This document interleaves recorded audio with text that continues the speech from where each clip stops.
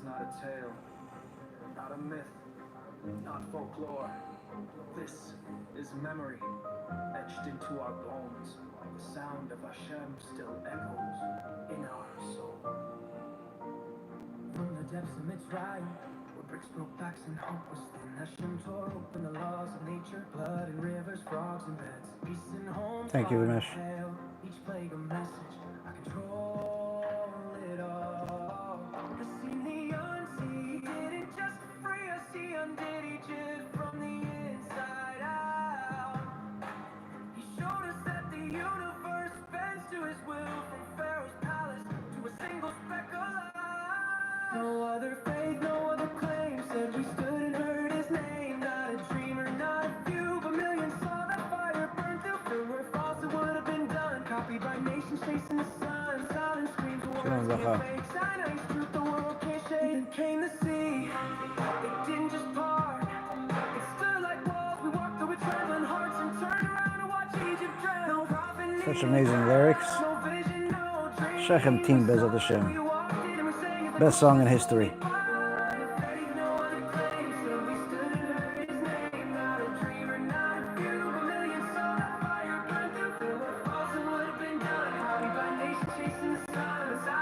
Oh, this cup. You can get a cup at bhshop.org. And much more. One of us.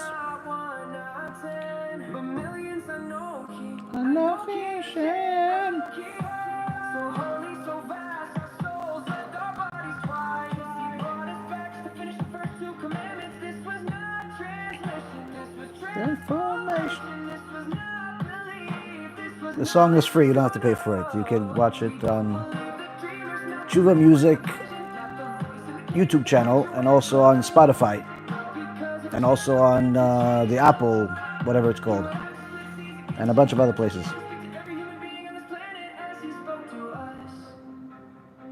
Amen. Thank you, Chaim.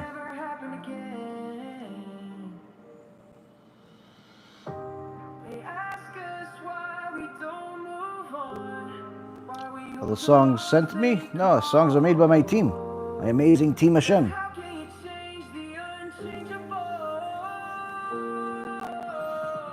Get the best team in the world.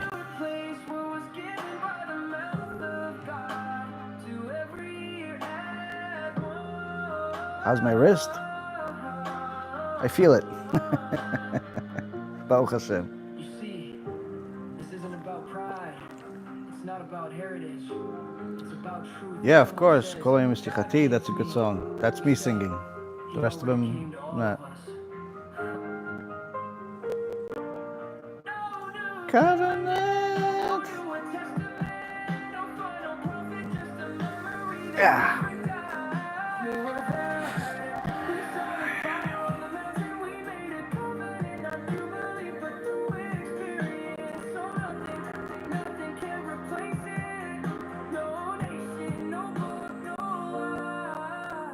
I fully recovered from the surgery.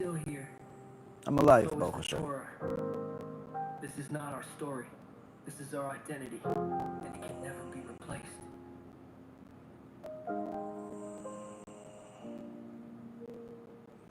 B'Shem Hashem na'aseh v'natzliach, shiur Torah, bruchim haba'im. We are back here on our Wednesday night Stump the Rabbi, where after some divrei Torah, you guys will then ask some questions, and HaKadosh Baruch Hu BeEzrat HaShem will give us the answers. Tonight's shiur is going to be for the Atzlacha Rabbi and Refuah Shlema for Rabbi Efraim ben Shulamit, Rabbanit Sarah bat Anat.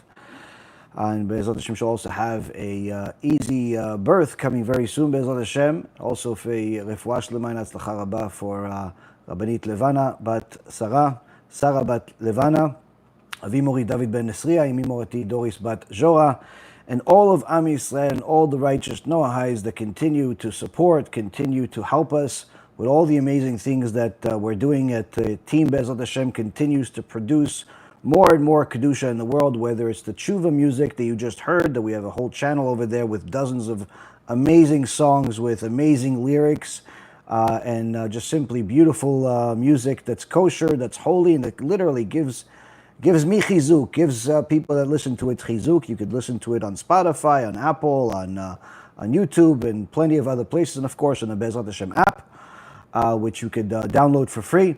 And also the amazing team that made AI Rabbi and the BeEzrat HaShem app and some other things we're working on, Baruch Hashem, working on a lot of amazing things. And of course, the distributions, the food distributions, money distributions we're doing right now as we speak in Israel, trying to help as many people as we possibly can. We need a lot of your help. I understand that people are saving for vacations, and they're saving for the holidays, and they're saving for retirement, and they're saving.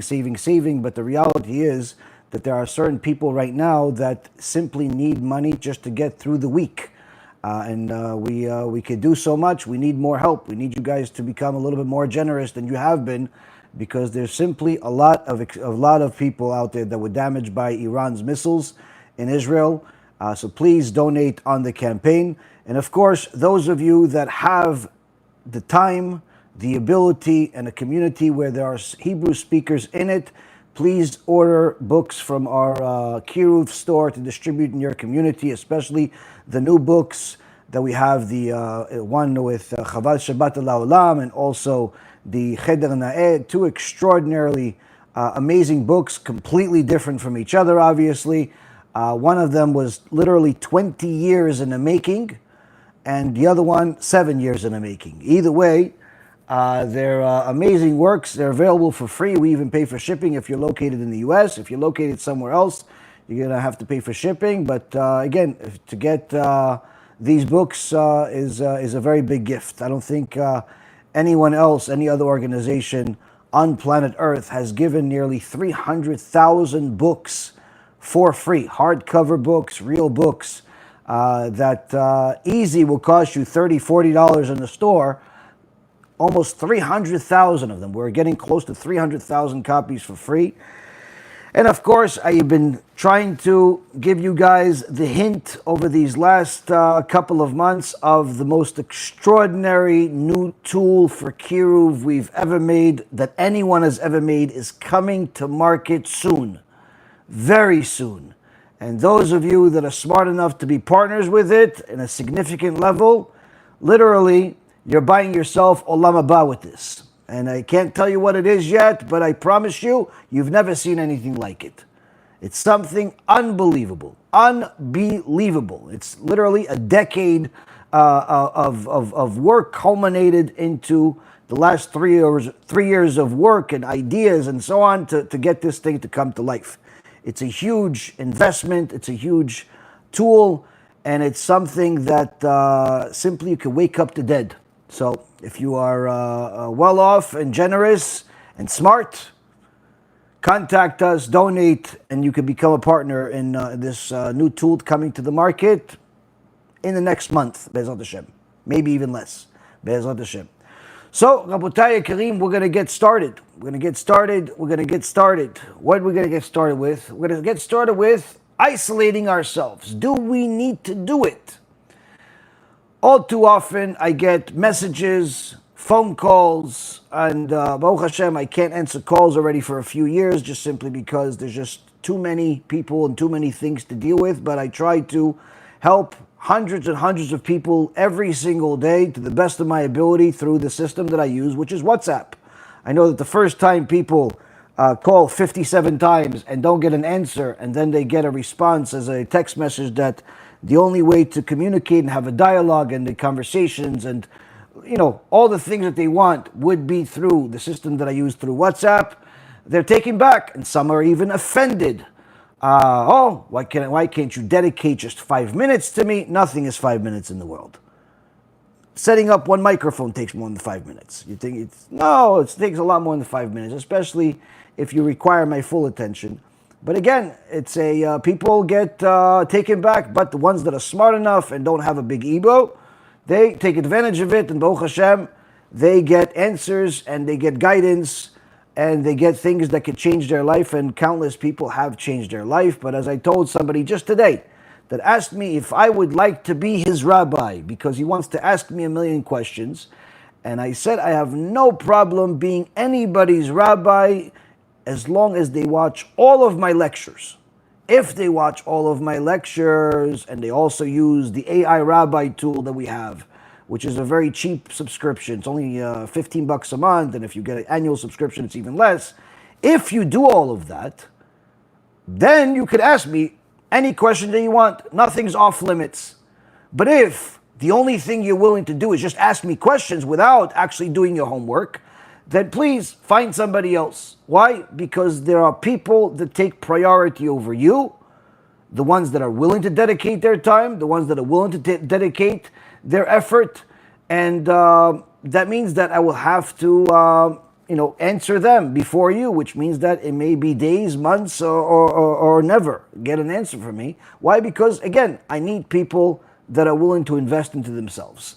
And if you're not willing to invest into yourself by learning our Torah, then by all means, then you certainly could find somebody else. Now, what if I learn other people's lectures, or, can I still ask you questions? No, ask them. Ask them. You have their ideology. Ask them. Why do I have to do the work that somebody else started? Go ahead and ask them. Now, the question is, Rabotai Karim, one of the things that you get in these messages and the calls and everything else is people's stories. I get people's stories. Lots of people tell me their stories when they did tshuva and they changed their life and they got married, or they didn't get married, they want to get married. You get stories. And unfortunately, too often, and by too often I mean anything more than one is too often sometimes, when it's bad. Too often I get tragedy stories. What are these tragedy stories? No, it's not death, Baruch Hashem. It's not sickness. It's people's tragic stories of how they decided to isolate themselves as a result of their decision to become Orthodox Jews, meaning following the Torah. They decided that in order for them to be religious, they have to isolate themselves. No more friends, no more family, no more public, no more nothing. Maybe they'll go to shul for a few minutes, but that's it, run home. And the problem with these stories is that they're full of suffering, confusion, and usually, by the time they reach me with this sad story, hopelessness. What went wrong? In Parashat Chukat, we learn about the extraordinary benefits that Am Yisrael had in the isolated desert.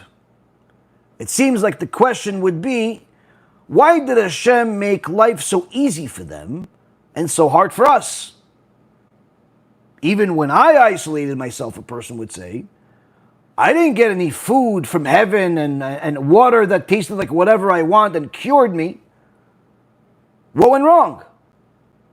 This and much more, BeEzrat HaShem, will be addressed. Now, Parashat Chukat starts with, of course, the lesson of the Parah Aduma, not to try to make sense of everything in the Torah. Why? Because this is divine logic, and HaKadosh Baruch Hu does not think like us. This is what Korach made a mistake that cost him his eternity in this world and the next, where he tried to rationalize the Torah and the mitzvot, the same thing that the heretic Manis and other heretics out there tried to do by trying to rationalize everything in the Torah. The Torah is not subject to human rationale. But nonetheless, after that, we have a very famous verse in chapter 19, verse number 14, where it says, Zot at-Torah adam yaki yamut ba'oil. This is the teachings regarding a man who would die in the tent. And the Chazal and the sages teach us that a person that wants to become Talmid Chacham has to treat himself as if he's only going to be in the oil, only going to be in a tent, isolated. That's it, nothing else matters. So on one end, it seems like we're being taught that we need to make ourselves isolated in the desert. What happened in the desert, Rabotai? In chapter 20, verse number 1 and 2, we hear of the death of Miriam. Miriam died. It says Miriam died there and she was buried there. There was no water for the assembly. And they gathered against Moshe and Aaron. And the people quarreled with Moshe. So we see here that when Miriam died, the water, the Be'er Miriam, that followed Am Yisrael for 40 years, disappeared. Gone. And Chazal teaches us that this Be'er Miriam was gone because it was there only due to the merit of Miriam, her righteousness. Once she was gone, that's it. Now, what was so special about this? The Be'er Miriam was not just water, especially, water is priceless all the time, needless to say, in the desert. But this water was not just your typical water. When you drank this water, if you had a disease, no matter what it was, disease is gone. The mind would open up and the person would become a genius, able to understand and remember everything in ways beyond anything that we could possibly comprehend. And even more so, the soul of the person would be elevated with every sip. In fact, Rabotai, the sages wrote extensively about Be'er Miriam, and some 700 years ago, there was a Chacham named Rabbi Yaron ben Rabbi Yaakov HaKohen Minarvona, also known as Aram Ilunim. He was originally in France, then there was the pogroms in France, and he fled France, went to Spain, and he wrote a sefer called Orchot Chaim. In this sefer, it's an halachic responsa, in Chelek Aleph, section Lamed Aleph, in Ilchot Avdalah, the laws of Avdalah, he asks a question: why do our women have the custom of getting water from the well on Motzei Shabbat as soon as they hear the last part of the prayer, which is Baruchu, Baruchu et Hashem Mevorach? As soon as the women hear it, they run out, get their buckets, and go and get water. Not from the faucet. 700 years ago, there's no faucet. They will get water. Why? Can't wait another hour, can't wait 2 hours, can't wait till tomorrow. It's night. Dangerous. No. He says, no. You see, he says, we have a tradition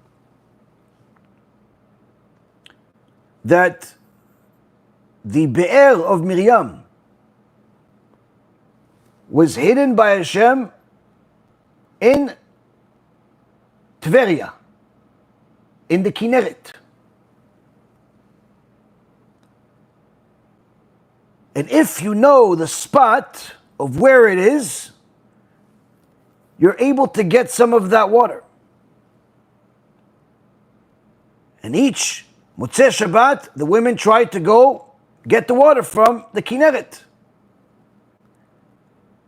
Because if they got the right one, they bring it home.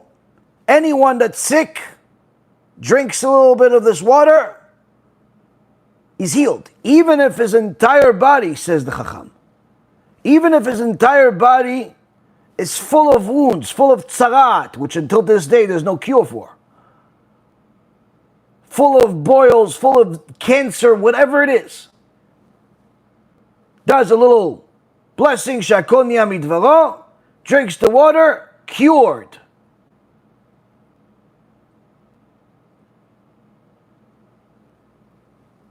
And we have this tradition that actually is mentioned in the Gemara, where there was one time a woman that went, she had a sick husband, and she went on Motzei Shabbat to go get the water.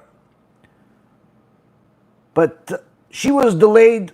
One of our friends ran into her, started talking, chit-chatting. Sometimes women like to talk.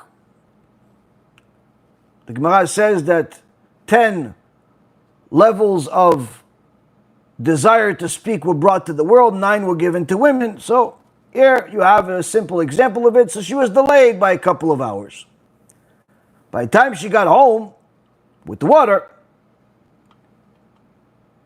her husband was so angry. Where you been? What's going on here? You don't care about me. See here, I'm sick. And you're just doing what you want, where you care. To such a point, the Gemara says that he pushed the water out of her hand. It spilled everywhere, and a little bit of it on him.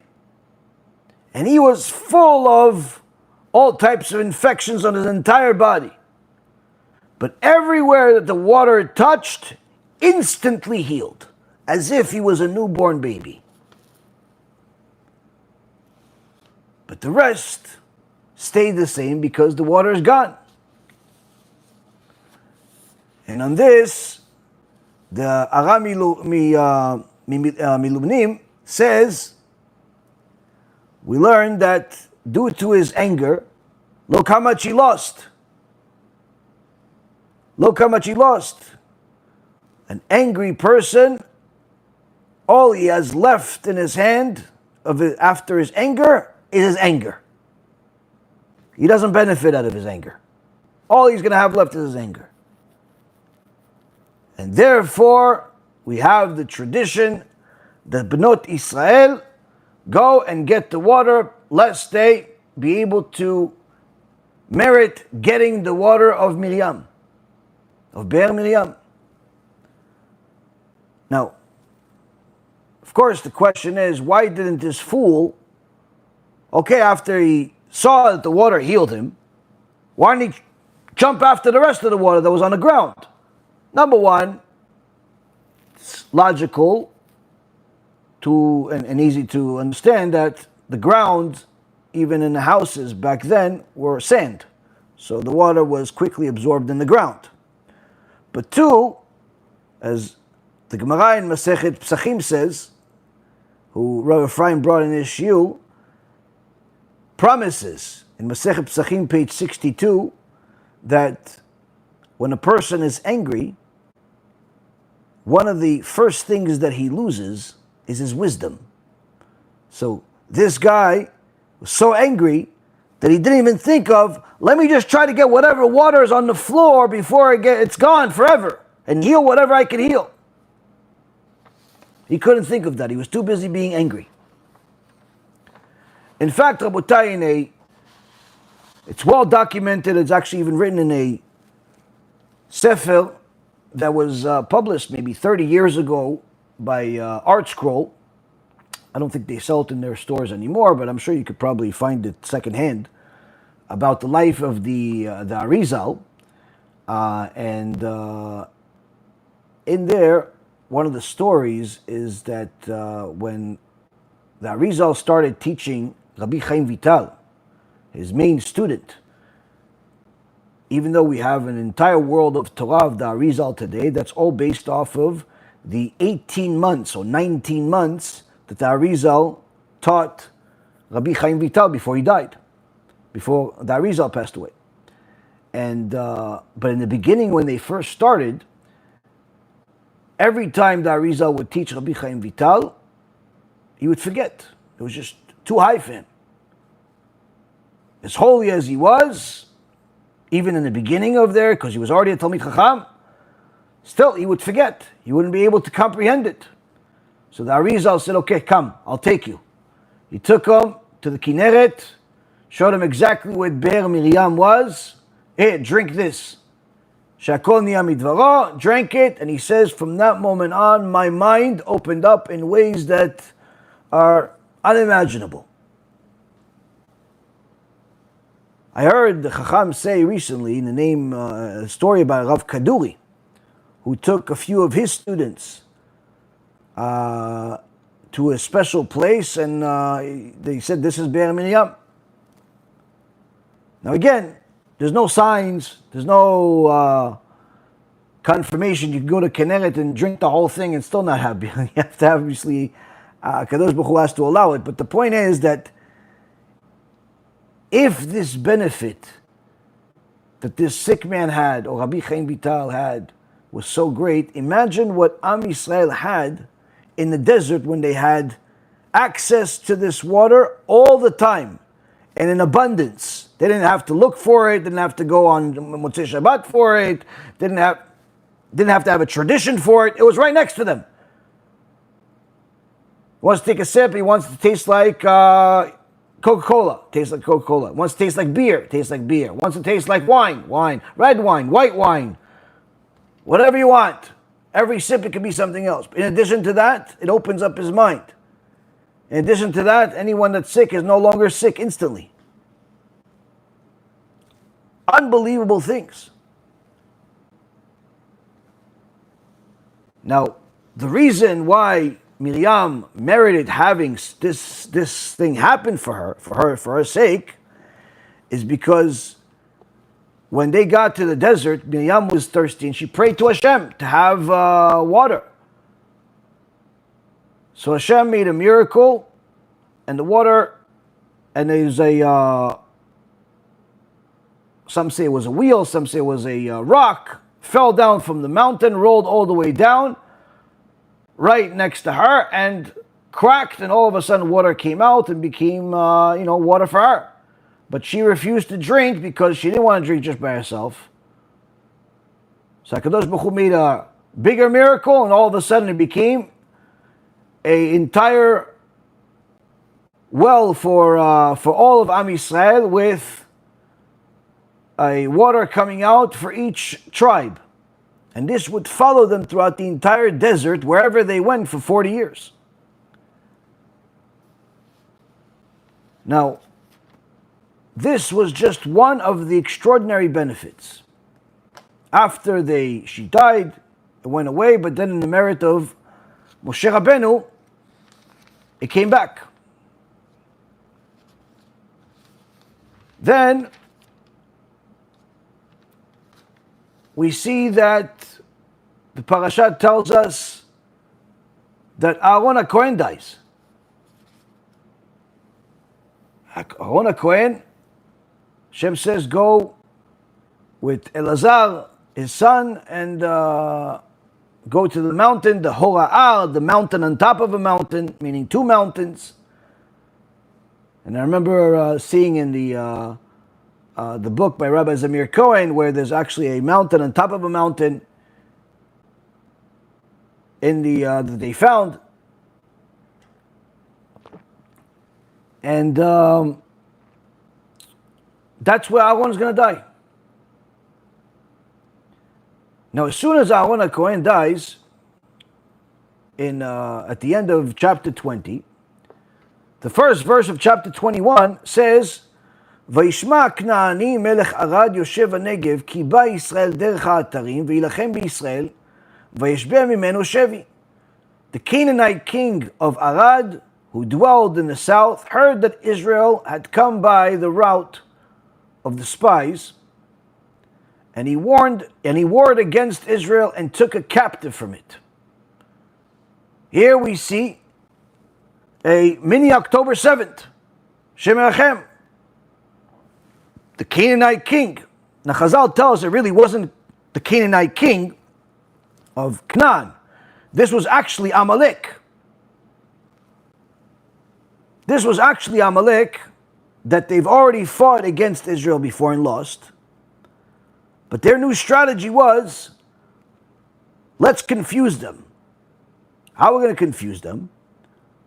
We're going to speak a different language.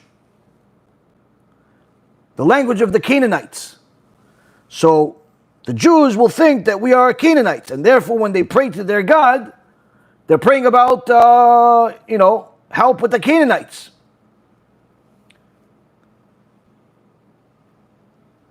So that's why it's called the Canaanite king. And they attacked and they got a captive. And this captive, the Ramban says, was a servant, a non-Jewish servant, a woman, that Am Yisrael got as part of the wars that they won. But still, getting a loss, an attack. How could this be? Nobody else dared attack. And what does that have to do with Aaron HaKohen dying? It's because as soon as Aaron HaKohen died, the 7 clouds of glory that surrounded Am Yisrael, on the right, on the left, back, front, and even on top of them, and below them, were constantly surrounding them, cleaning their clothes, and they're even sitting on clouds. They don't have to walk. So their feet never got tired. That's what Torah itself says. But as soon as Aaron HaKohen dies, this is gone. So now, everybody sees them. Before that, everyone just sees huge clouds just moving in the desert. Anyone that even shot an arrow in the cloud, the arrow would shoot back. No one was able to enter. That's why when Amalek first attacked Am Yisrael, they couldn't go into the clouds, so they would make all types of calls for people's names, because they found out the census, they got it from Egypt. And as I said in the shiur about the, I think it was Parashat Beshalach a few months ago, but they got some of the weaker and older people to come out of the cloud, and then they killed them. So everyone knew you can't even enter the cloud where Am Yisrael is. But now that the clouds are gone, everyone sees, everyone can attack, and of course Amalek did that.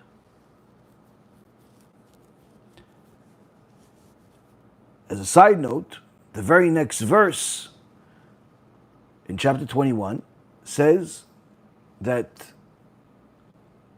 Am Yisrael made a vow to Hashem and said, if you will deliver this people into my hand, I will consecrate their cities.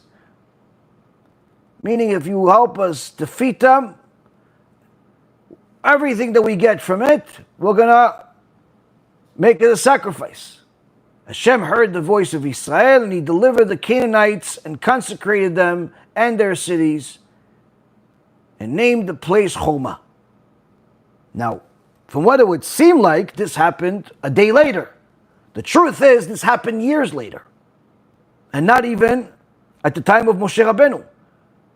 Yoshua ben Nun defeated the Amalek later on. But this is said here as a prophecy of the future. They made the vow right there and then that they're gonna, and then later on when Yoshua ben Nun already entered the Eretz Yisrael, that's when this actually took place. Now, after they lost the clouds, everyone started complaining. And of course, Moshe Rabbeinu prayed to Hashem. The clouds were something very important. And if that wasn't enough, they started complaining about the man. And Hashem punished them. How could you be complaining about the man? It's the perfect food. It tastes like whatever you want. Anything you want. You want it to taste like steak? Steak, duck. You want venison. You want lamb. You want it to be chocolate. You want it to be ice cream. You want it to be Doritos. You want it to be Cheerios. Whatever you want it to taste like. How are you complaining about it? It's the perfect food. Not only that, you don't get fat. In fact, it's so perfect that the entire man becomes blood. So no one has to go to the bathroom. How could you complain? And that's why Kadosh Baruch Hu punished them. But in so many words, we see something amazing here. We see that Kadosh Baruch Hu made life extra easy for Am Yisrael. No one had to work. Everybody was rich. There was no poor people. That's why the story of Korach, about some poor widow and everything else. That was a complete fabrication, and there was no such thing as a poor widow among Am Yisrael at this time. And everyone was rich. No one had to work. No one had to look for food. Food came right to the door. If you were righteous, if you weren't righteous, you had to get it. You had to walk for it. But still, nonetheless, everybody got food. Everybody had water that tasted like whatever you want. No one had to waste their time doing laundry, cleaning themselves, none of this stuff. Everyone was literally like living in heaven.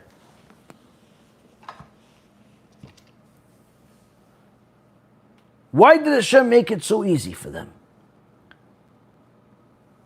Now, of course, the easy answer is so they could learn Torah with 100% focus. So now, the question that we asked initially is about if somebody that wants to become Talmid Chacham, somebody that wants to learn Torah, somebody that wants to become a religious Jew, do they need to isolate themselves? Seems like that would be following the tradition of Am Yisrael. But we don't rationalize the Torah. We need to look at what the sages said. And about 900 years ago, there was a very important sefer written that has become one of the foundational teachings of our Torah, of our tradition, and that's the Sefer HaKuzari by Rabbi Yehuda Halevi. The background, brief part of the story is that there was a king of a place called Kuzar, where the king had a dream because he was trying to do the will of God. So he thought maybe idols, he thought maybe, all types of different ideas, and the dream was a message from God that said, your desire is good, your will is good, but the way you're doing it is not good. So now he had the mission of a lifetime to go find out the truth. How am I supposed to serve God? Is it the way that the Christians do it? Is it the way that the Muslims do it? Or is it the way that the Jews do it? So first, he brought on a Christian, leader of the Christians. Tell me about your tradition. Tell me about your laws. Tell me about your God. And he told me, he says, where do you know this from? Where do you know that what you're saying is true? What's your source? He says, well, it all comes from Mount Sinai, from the Jews. So the king, who was very, very smart, said, so why am I going to go to you if your foundation that you've changed, but nonetheless, your original foundation, your original truth comes from the Jews. Why would I even bother talking to you? So he said, so it cannot be that you're the truth. But the Jews, no, they're so small. They're so, nobody likes them. No, I'll go to the Muslim. So he brought one of the biggest scholars of the Muslims. He started asking him questions. How do you do? Why do you do? Debating him. And then he asked him, okay, so where do you get your teachings? What's the source? He goes, no, and it's the Quran. Yeah, but before the Quran, where does the Quran get all this stuff from? He says, was the original from the Jews, Mount Sinai. Also, you the Jews? Just like the Christians? He goes, yeah. The original is from the Jews. And the king was baffled. These huge religions, Muslims, Christians, powerful and everything else, but in reality they're all piggybacking and plagiarizing from the minority, from the Jews. So why am I even bothering talking to these? Let me go talk to the Jews.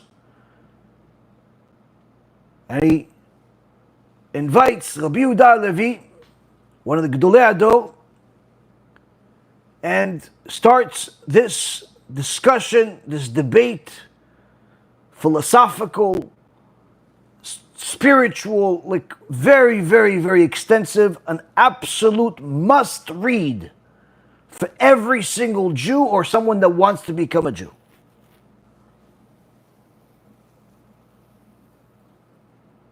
And after this whole discussion, what ended up happening is that the king of Khuzar not only converted to Judaism, but his entire country, all of his people, his entire kingdom, they all converted to Judaism. And there's a debate of who they are today. Some say it's the Georgian Jews. Some say they've been dispersed among all of Am Yisrael. Mashiach will tell us. Point is that this very, very deep and fundamental book has each section, each question broken up, and it's again, question and answer. And you see the dialogue between the Khuzari king and Rabbi Yehuda Halevi. In the third essay, section 1, I'm going to read this to you. He's going to help us understand the question we've been asking, which is religious isolation. Why are these people that chose to become religious, chose to dedicate their time to learning more Torah, whether it's on the path of becoming more righteous Jews, or even some people that want to convert to Judaism, that chose to isolate themselves, ended up, more often than not, very miserable, very confused, and unfortunately, in some cases, abandon everything in the end. Meaning their passion and love and desire to do the will of God ended up in abandoning God. How could such a thing be?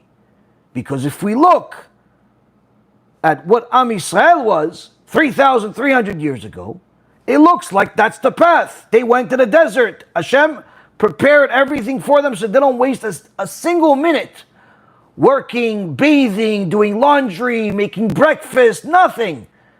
All you need Torah, because everything else is taken care of for you. So some would say, maybe I should do the same thing.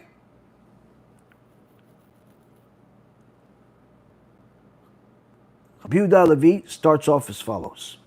And the rabbi said, here is our conception of a servant of God.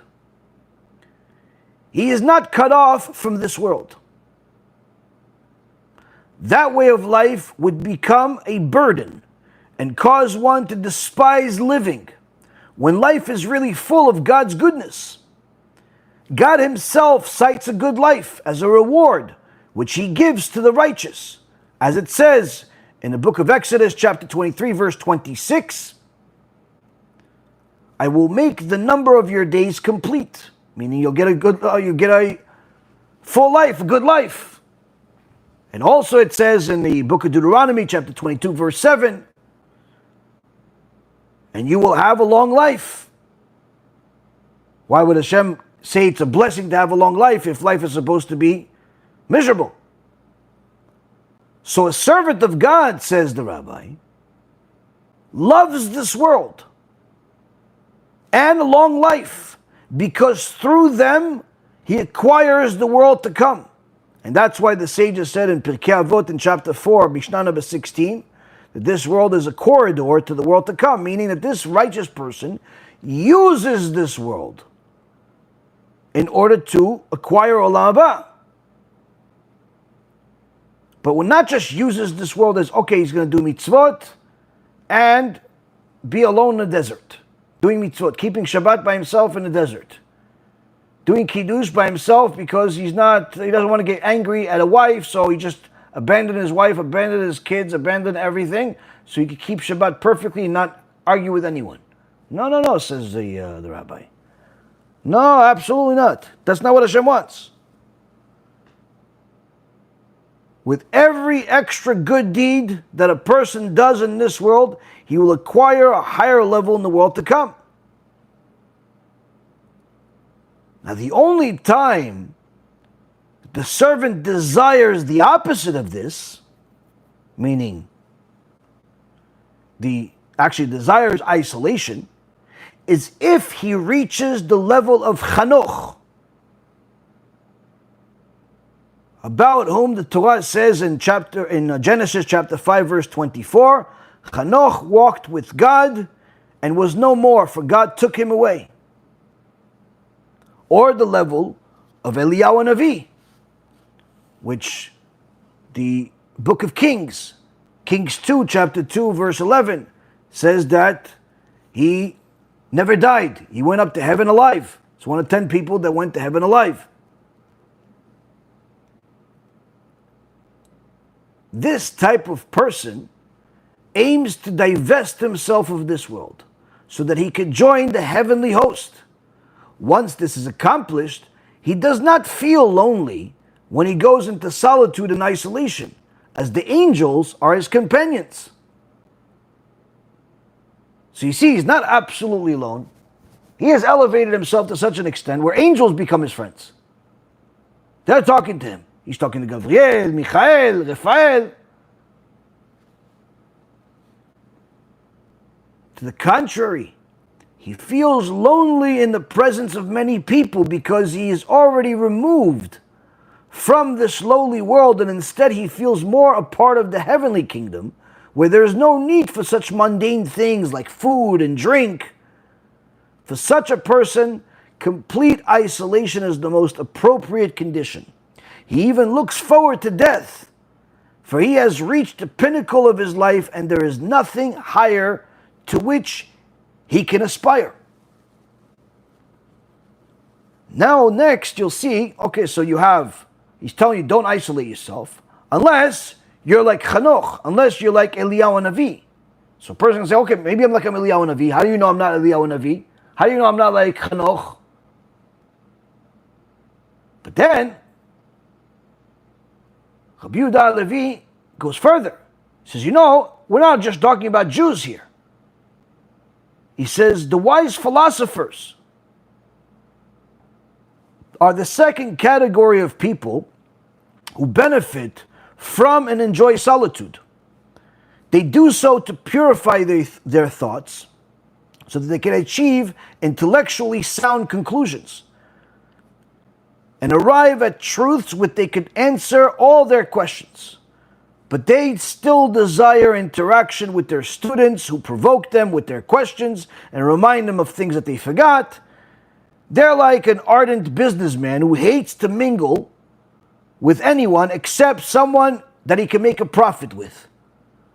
This is the level that was achieved by Socrates and his colleagues. So we see how the Rabbi is giving you even the other world, the wisdom of the Goyim.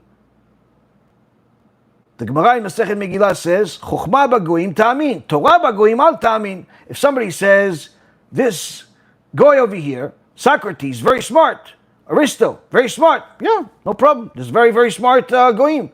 But if you can tell me that this guy is like a Talmid Chacham in the Torah, no, I don't believe that. It's not possible. Why? Because the Torah is not just about intellect.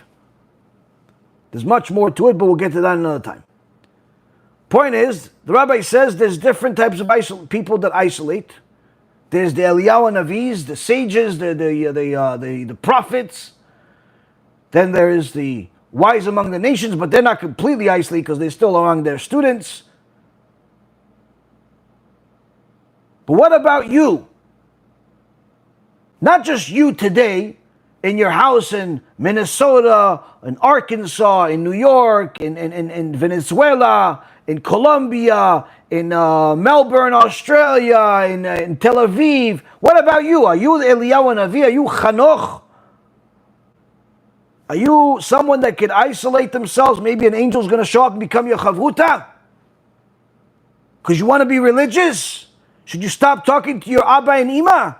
Should you stop talking to people in the streets? Because you're protecting your eyes, and therefore even when somebody says hello, you don't know what it is because you're looking at the floor. You're counting the grains of sand below your feet because you're so holy.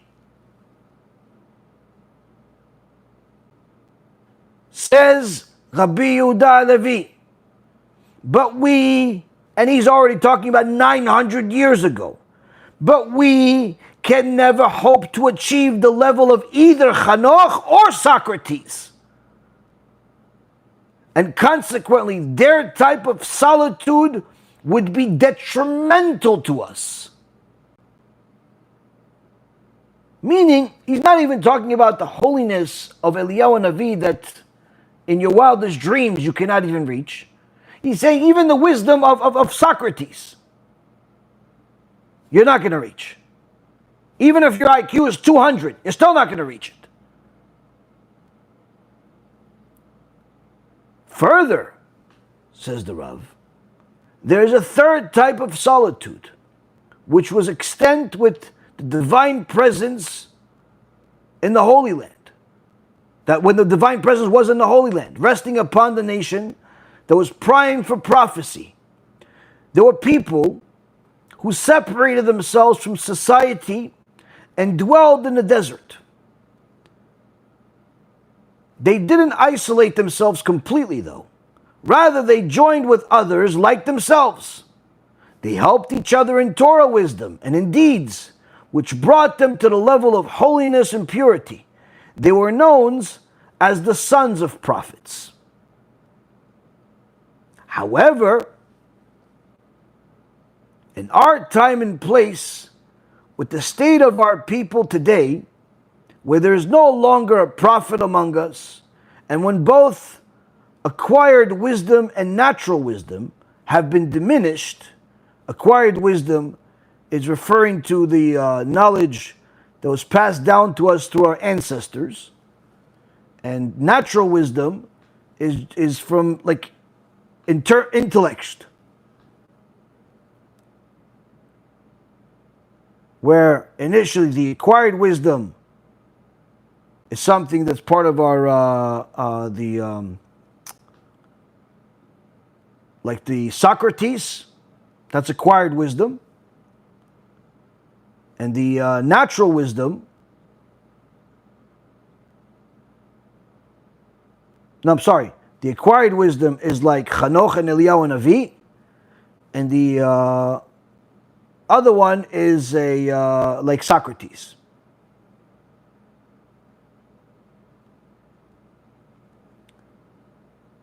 So the Rabbi is saying,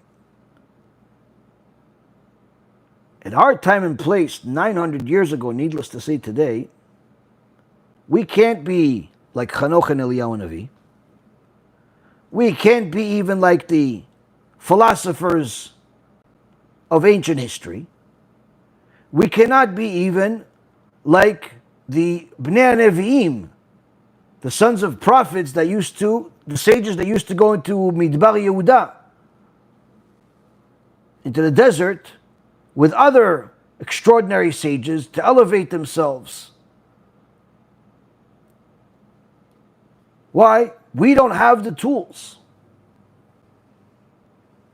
And because of that, someone who isolates himself to follow a life of asceticism is exposing his soul to affliction and will suffer both spiritually and physically,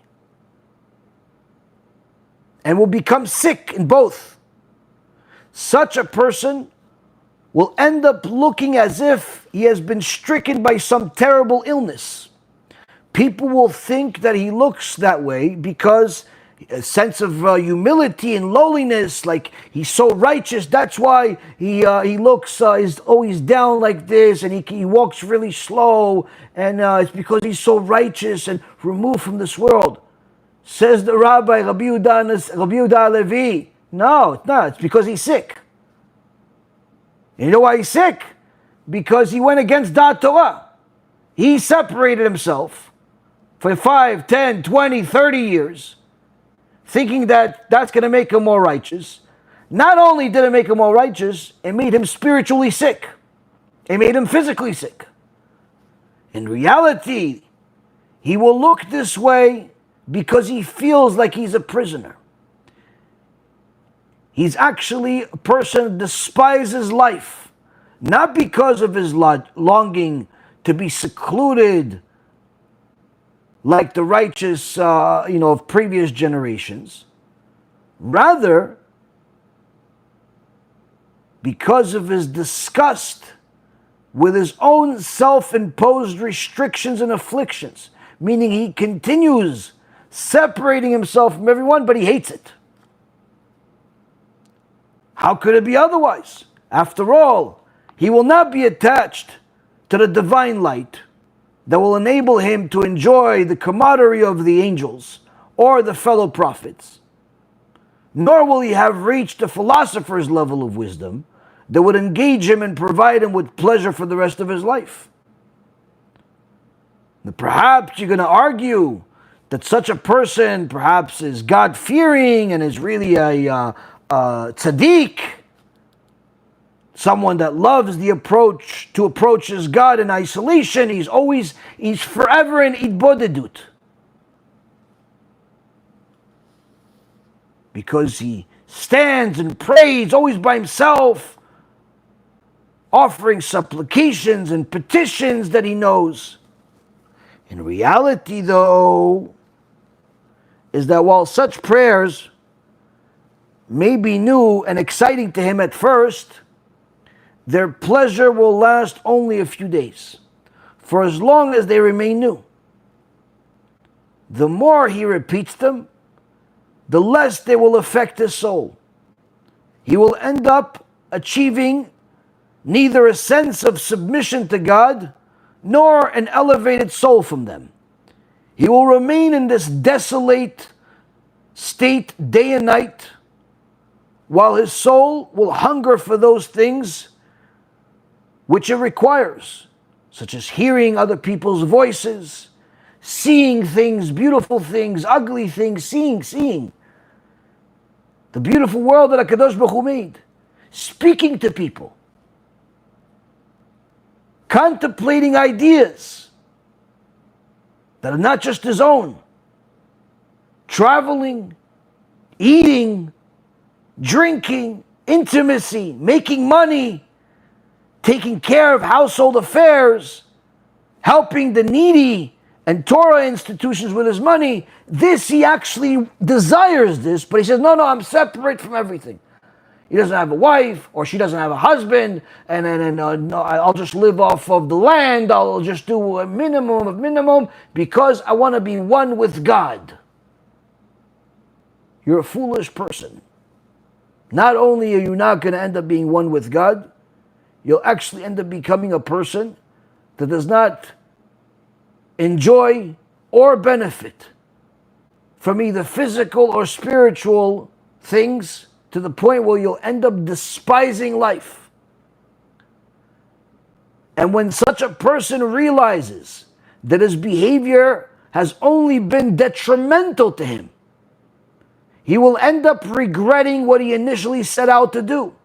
And this regret only will increase his distance from Hashem, to which he has toiled so hard to become closer to.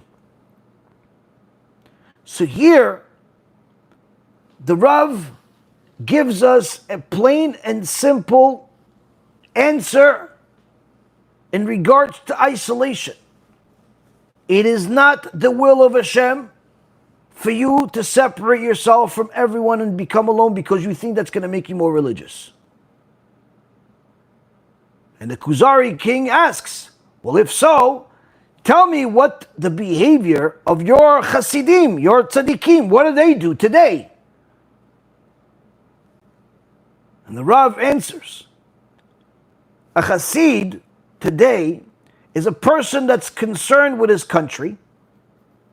He provides all of the citizens with every provision and need, gives them money, gives them food, helps them whatever way he can. He leads them justly. He does not oppress any of them. He doesn't give to any one of them more than what is rightfully their share. In this time of need, they will end up coming to his aid and will rush to respond to him when he calls out to them. He can command them, and they will carry out his commands. He can admonish them, rebuke them, and they will accept his admonishment. So the Kuzari king is like, whoa, I asked you about a chassid, a tzaddik, not a leader. And the rabbi says, a chassid, a tzaddik, a saintly person, is a leader. All of his senses and attributes, both spiritual and physical, submit themselves to his command. And therefore he leads them just like real world leaders do. As our Torah tells us in Proverbs chapter 16 verse 32, he who rules his spirit is greater than one who captures a city.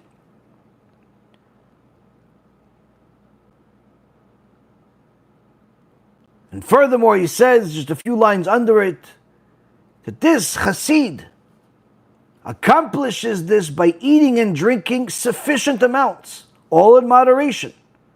He also bathes and grooms himself moderately. He also muzzles those aggressive tendencies which seek to vanquish other people. Some people have this desire to shut everyone up and not let anyone else talk because they only want to hear themselves. If you want to be a tzaddik, you want to be a chassid, you have to silence yourself and those tendencies to make everyone else be quiet, unless they're doing something wrong. Then even the rebuke has to be in a proper way. But someone that's already there, he is used to already silencing all of his aggressive behavior, all of his tendencies that are, in essence, trying to destroy anything around him. But he still has those tendencies. What does he do? Says the Rabbi, he feeds these tendencies what they need in a productive fashion, by defeating others in scholarly and philosophical debates and by rebuking evil people. Meaning, that hunger you have, that aggression that you have, that ambition you have, all of that has to be used. Because you can't just say, oh no, I'm just going to eliminate the anger, it's not going to exist again. I'm going to eliminate that fire and it's not going to exist again. It can't. It's in it. It's in you. So how can you use it in a kosher fashion? Number one, learn enough Torah where you could have a discussion with other chachamim and be able to go back and forth with truth versus truth. Truth versus truth in order to get to the proper answer. Number two, when there are wicked people, you're able to rebuke them in a proper way that will either help them do tshuva or at the very least warn other people not to follow those wicked people.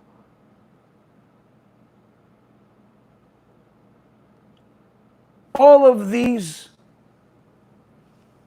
character traits that a person has, says the Rabbi, he uses them as part of his intellect rather than lusts.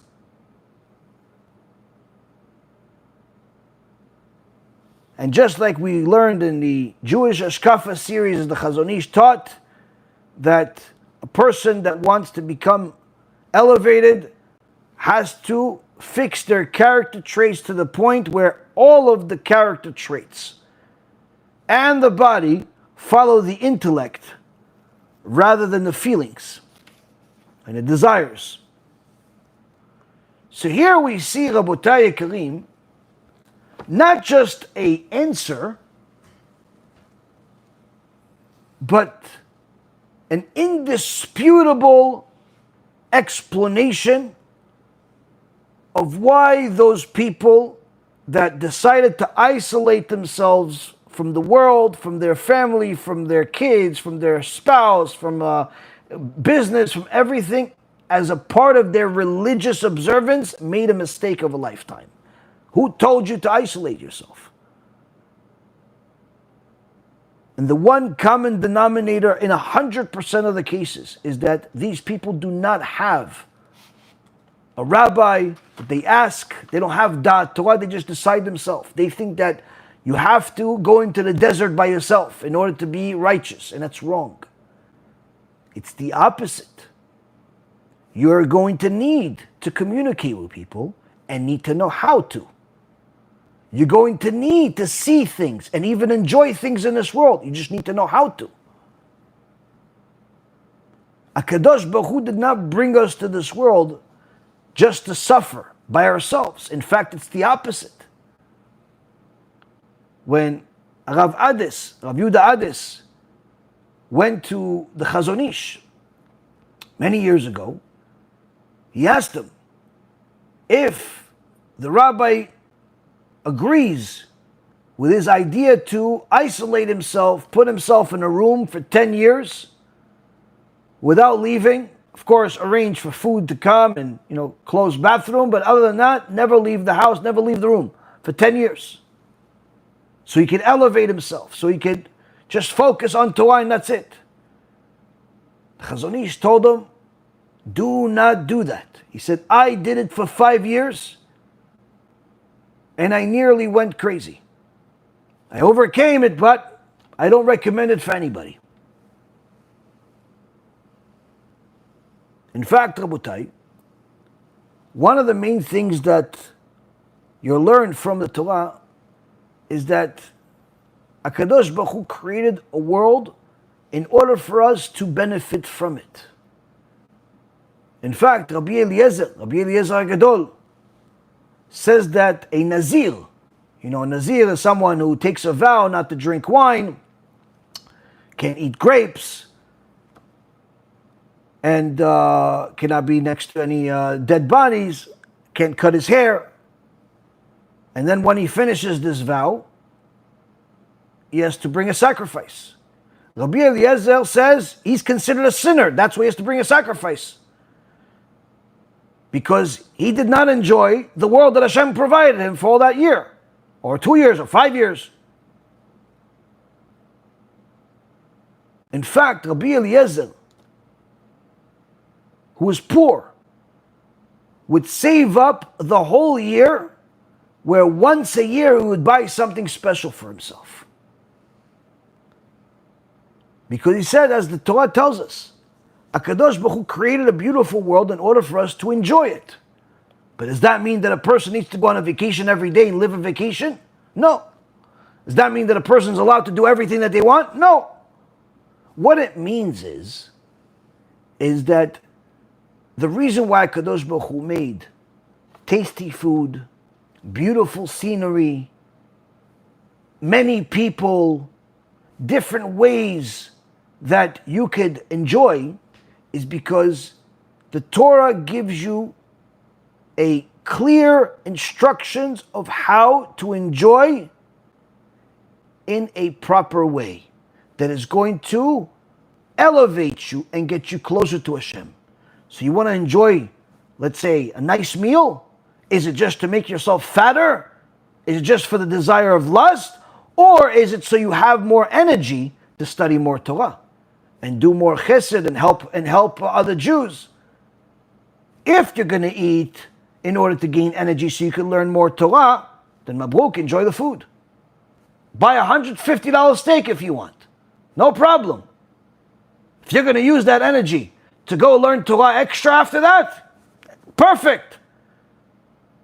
Absolutely perfect. In fact, Rabbi Elazar ben Rabbi Shimon would eat so much that other rabbis would see him like, how could you allow him eat so much? Rabbi Shimon Bar Yochai, they would ask, Rabbi Shimon, how could you allow your son to eat so much? He says, watch what happens after he finishes eating. As soon as he finished eating, he started learning Torah standing up for almost 2 days in a row. And Rabbi Shimon says, I'm the one that feeds him that way because I know what he's going to do with all that energy that he has. He's not eating to get fatter, to satisfy his taste buds. He's eating for the sake of doing the will of Hashem. Now you want to go do business, make money? Sure. Is it so you could buy more fancy cars and houses and show off to people and pretend as if you're like a little mini God? Or is it so you could do more chesed and help your fellow Jews, help the world of Torah, help others elevate themselves even further because of this gift that Hashem gave you of more money? If it's to buy Ferraris and Lamborghinis and big houses and vacations and show off, then no. That's not a noble reason. That's not the reason why Hashem gave you the ability to make a lot of money. But if you're going to use a portion of that money to bring more Torah to the world, to do more good, then certainly go work. Go do what you have to do to make billions, not just millions. Now the person says, yeah, but I like to exercise. I like to play soccer. I like to play basketball. I like to do all those things, run around. Sure. Are you running around because you want to beat people and show them you're the best, you're the fastest, you have the best body?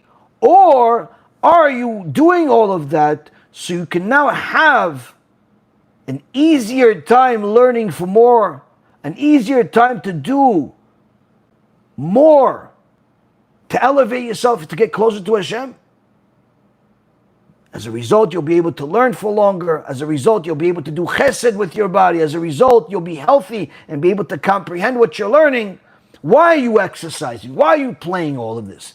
If you're playing so you could use all that new energy, all of that beneficial benefits of good health in order to serve Hashem better, then absolutely you should exercise. Absolutely you should play the soccer and the baseball and whatever it is that's going to make you a better person when it comes to serving Hashem.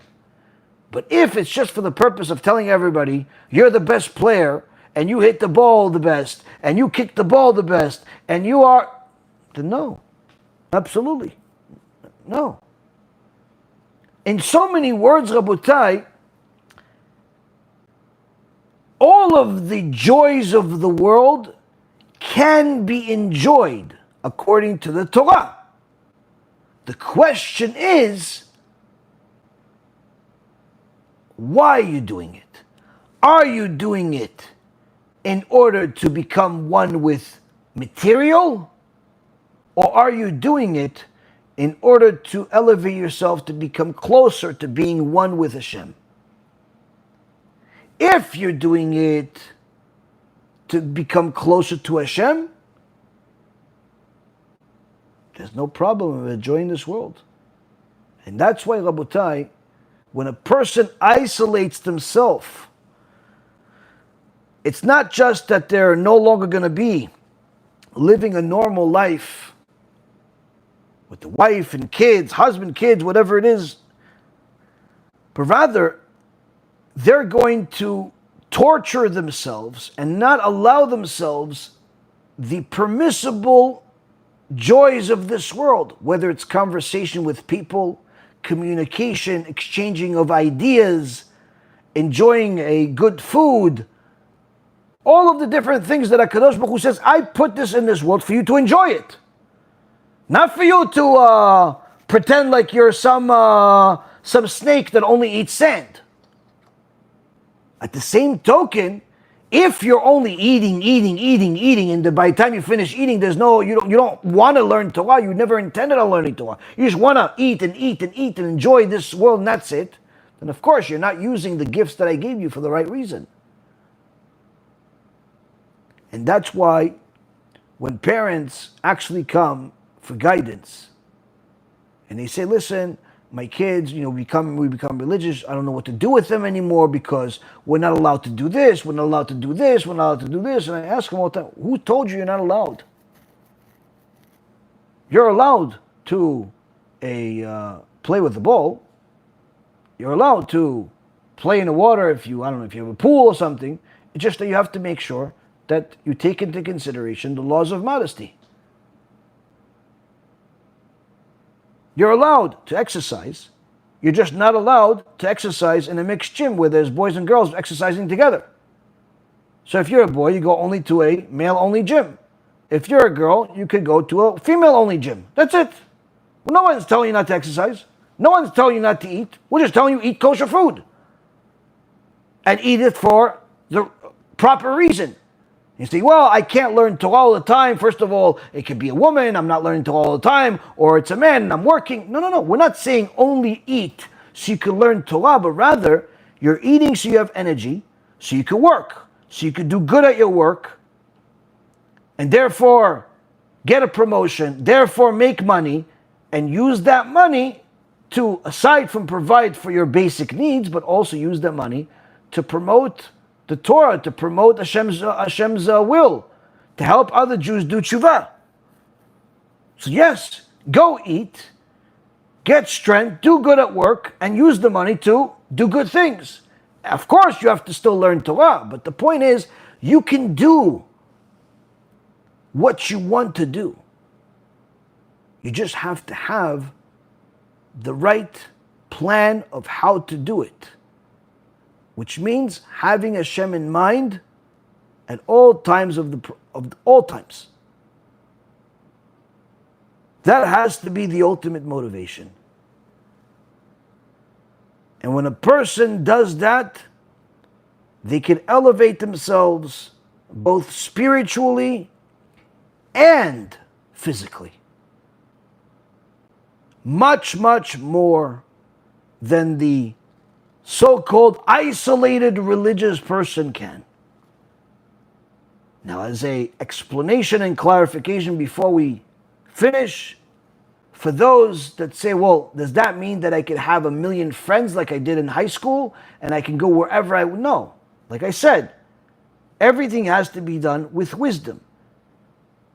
To maintain so many relationships is going to be impossible for you and still give you enough time to learn Torah. So certainly you could have friends, but you have to also keep it to a certain amount of control under it. Number one, because of the time, and number two, because it's very hard to find like-minded people. You can't continue being friends with criminals that are trying to convince you to go be a criminal too and not be affected. So you have to also choose your friends wisely. But even if you have, let's say, for example, family members or even friends, just because you become religious doesn't mean that you disconnect from them. Maintain the relationship, but also hold your ground and say, this is the way I live. And perhaps over time you'll be able to influence them, not necessarily by yelling at them and screaming at them, but rather by showing them that you're actually enjoying life. You're enjoying the life of Torah. And when a person enjoys the life of Torah and they walk around with a smile on their face,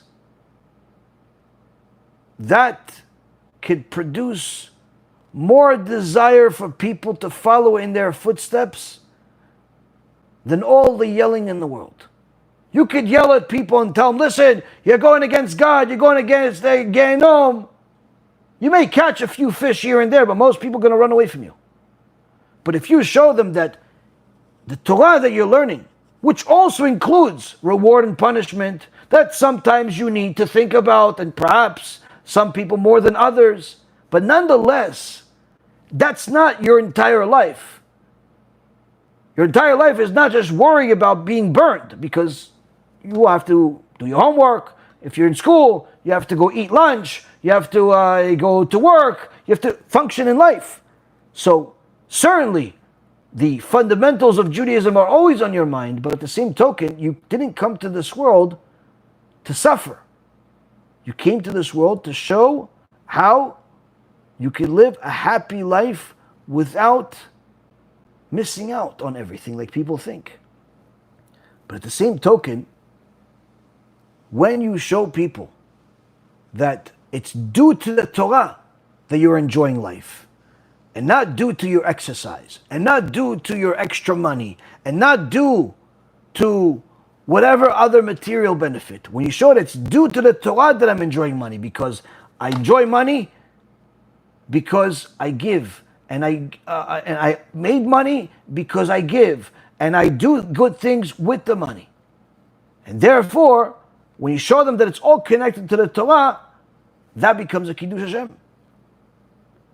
That becomes a Kiddush Hashem. But at some point or another, a person is going to have to understand that just like your hand that has 5 fingers, all of them are different sizes, all people are different. Which means that you're not going to find a community where everyone is just like you. In fact, you will not only not find it, it doesn't exist. But that does not mean that you need to now isolate yourself and never go anywhere. Rather, you should be that pillar of truth, that pillar of good, that pillar of happiness, that could find a way to help those that are around you. More than once, twice, or even a dozen times, people that were new on their path and were moving to communities or wanted to move to communities say, no, I can't find anything. So why can't you find anything? No, this synagogue next to me, it's Orthodox, but look, they have a picture on their website and there's a not modest, woman on it next to all the people. Or in this synagogue, I went there a couple of times and sometimes people talk there in prayer. Habibi, everywhere is like that. Even if you go to Bnei Brak, Yerushalayim, or you go anywhere in the world, it's going to have, every place has some type of issue. Some it's lack of modesty, some it's lack of Yirat Shamayim, some it's this, some it's that. When I went to Yerushalayim, most religious place on earth, community, one of the first things that I said in my shiur over there was an indirect rebuke to some of the people in the Kehillah that were talking during prayer. Certainly they were shocked. Certainly they didn't exactly like it, but they listened. For years they've been doing it. No one said anything, and Baruch Hashem they heard. But the point is that this problem exists everywhere. So if you're going to look for the perfect place, you're going to end up forcing yourself to isolate yourself, which we just learned is not the will of Hashem. So what do? You have to find the best that you can get. The best that you can get. Okay, so they're Orthodox, they have a mechitzah, they have this, they have most of the things that are necessary. Okay, so the women's side, they're not exactly modest. Okay, don't look that way. Don't look that way. You're a guy, you're in the guy section. Well, the women are coming. Stay at the guy section. Who told you to go on the women's side? Who told you to look at them anyway? Oh, but I'm a woman and I hate seeing it that when I go to the women's section, the women are not modest. Why does it matter to you? Why are you looking at them? Look at the Sidur. Look at the Aron Kodesh.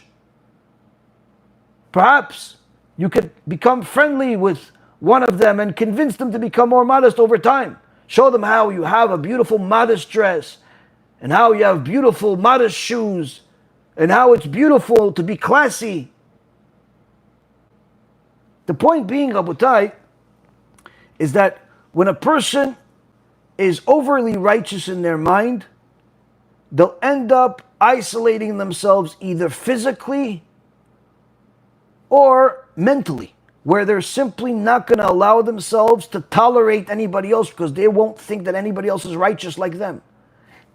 The truth is, that type of mentality is wicked. That type of mentality is wicked, it's arrogant, and it's wrong.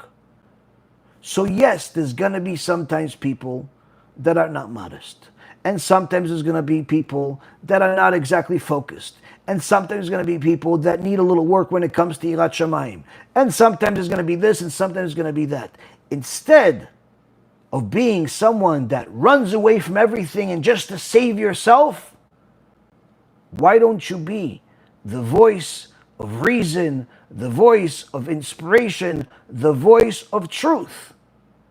We're not saying become like them. We're not saying agree with them. We're not saying ignore what they're doing to the point where it's okay all the time. No.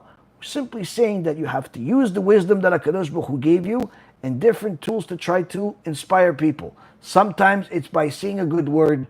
Sometimes it's by giving them a book, a lecture, arranging an event. Sometimes it's simply by praying for them. Sometimes it's simply by praying for them. When one Rosh Yeshiva came to Rav Steinemann about a boy that he decided to throw out of the yeshiva, Rav Steinemann said, "What's his mother's name?" And the Rosh Yeshiva says, "I don't know." Rav Steinemann was shocked. "What do you mean you don't know? How could you not know?" He goes, "Rabbi, I don't remember everybody's mother's name." "No, I'm not saying everybody. I'm saying this boy that you want to throw out. How do you not know his mother's name?" He says, "Why would I know his mother's name?" Rav Steinemann looks at him, he says, "You're telling me that you want to throw him out and you haven't prayed for him for at least 40 days straight, which means that you would know his mother's name? You want to throw him out before you even prayed for him? This is Da'at Torah. You want to help people? Help them by contributing. Help them by being the righteous person that's a leader that helps others, whether it's with money, or it's with good words of the Torah, or it's positive influence of the Torah. Help them follow in the footsteps that you went. And I can tell you this, the greatest sign of ungratefulness for the kindness that Hashem showed a person is when they do tshuva, but they don't help others do it. Because the reality is that if you did not do tshuva, you know that you would not only be in a one-way ticket to Gehinnom forever and eternal suffering, but also your life would be much, much worse than you can imagine.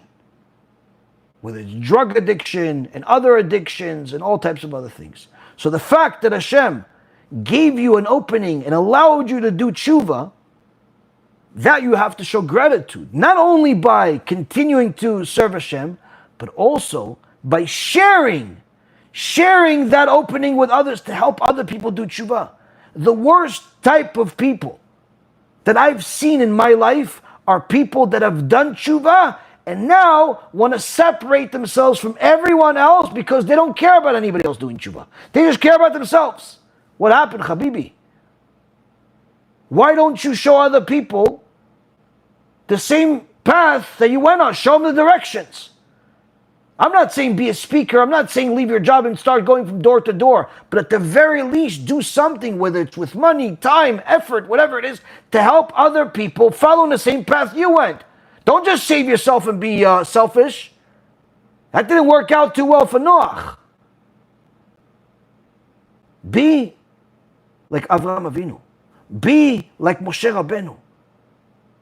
Be like the greatest tzaddikim in the history of Am Yisrael that never ever gave up on their people and continued doing whatever they could.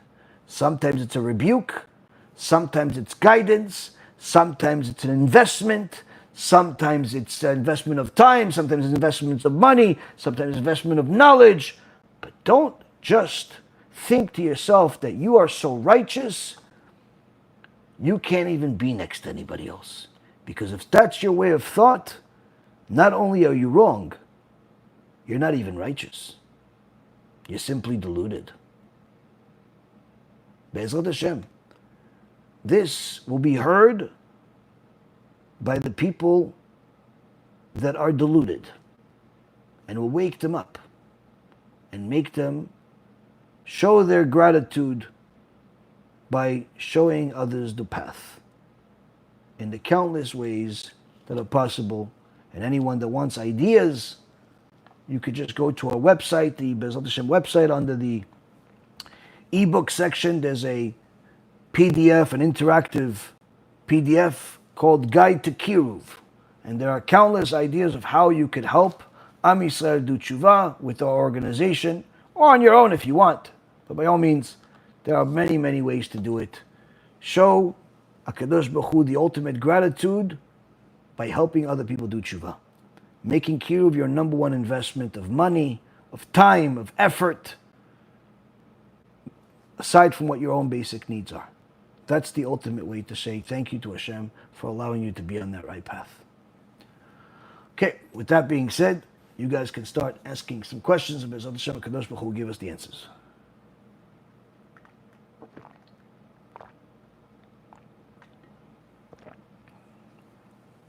Okay, let's see.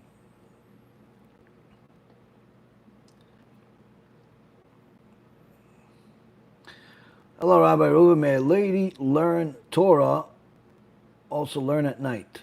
Well, a woman has to learn Torah that is applicable to her. So for her to learn, let's say, for example, the Talmud is not relevant because most of it is not relevant to her. So a Jewish woman needs to learn Musar, which is character development, the laws that are relevant to her, whether it's family purity or the laws of Shabbat, holidays, kosher. She also needs to learn the Tanakh, 5 books of Moses, and the other 19 books after it of the prophets and the writings with the commentaries. So certainly there's plenty of Torah for a woman to learn, and she has to focus on the things that are relevant to her. Sure. No, I have not given a lecture in Lakewood anytime soon, but as far as ever, yeah, I did, I think a couple times. I once was in a school there. I forget the name of the school because that was maybe 7, 8 years ago.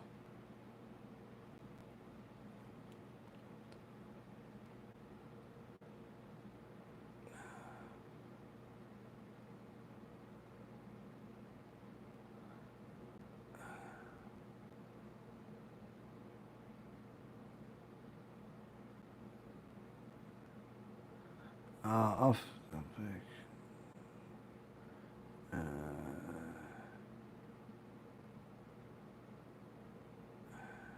See.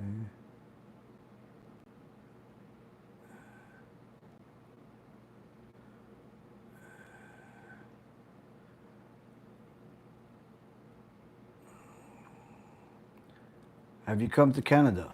Yes, I've done a few lectures in Canada.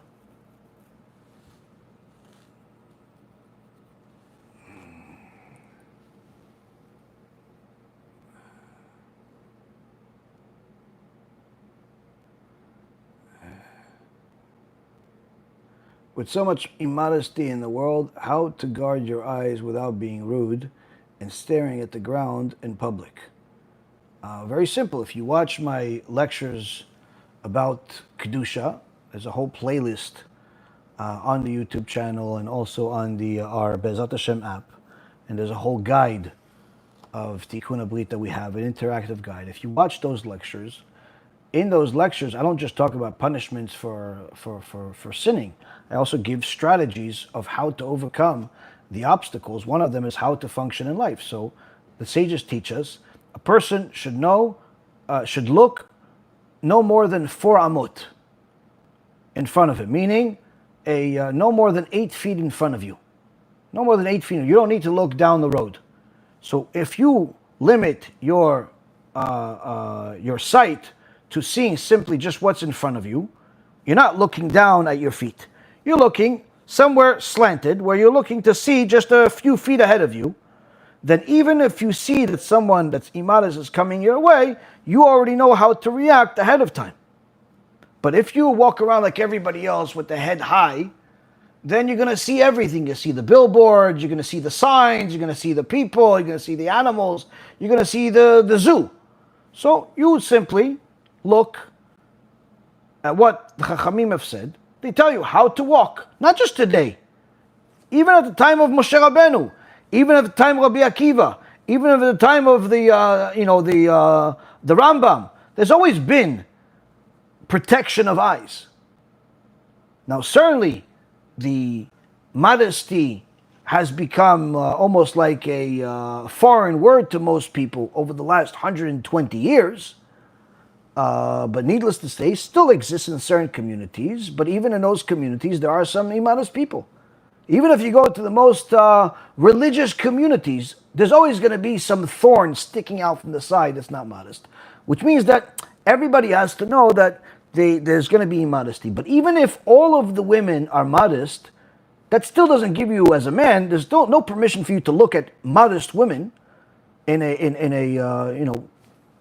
you still have to limit your staring at women, even if they are modest. Even if it's a old grandmother, you're not allowed to stare at her. Why? You can't follow what your heart desires as a result of what your eyes see. But that doesn't mean that you can't look at them once when it's in your sight of in front of you, in your line of sight, and to see who's in front of you, to acknowledge, to say a quick hello as a part of being cordial. There's no problem if let's say it's a coworker or something like that. The key is to make sure you protect your eyes, that it doesn't go beyond that. It doesn't go beyond that. But as far as how to function, how to operate, all of that is in our lectures. All of that is in the things that we've talked about over the years. And if you watch it and you invest the time, you'll know. Which one to study first? The Kuzari or Tomer Dvora? I'm a female. The Kuzari for sure, and I wouldn't necessarily recommend studying Tomer Dvora. Not just for a woman, but even for a man that's relatively new to the Torah. Tomer Dvora is very, very deep and has some topics in it that are very, very high that could cause a lot of confusion for people that are not well versed in the Torah for many years. So I don't think it's appropriate for everybody. The Kuzari, on the other hand, is talking about all the fundamentals of Judaism, and even though there are very, very deep ideas in it, it's specifically for people that are looking to know all of the foundations of the Torah.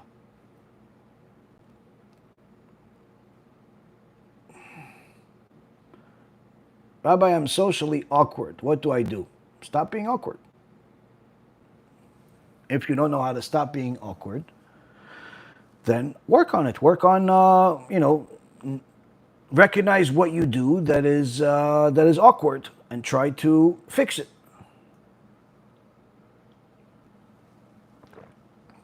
What you do that makes other people feel uncomfortable.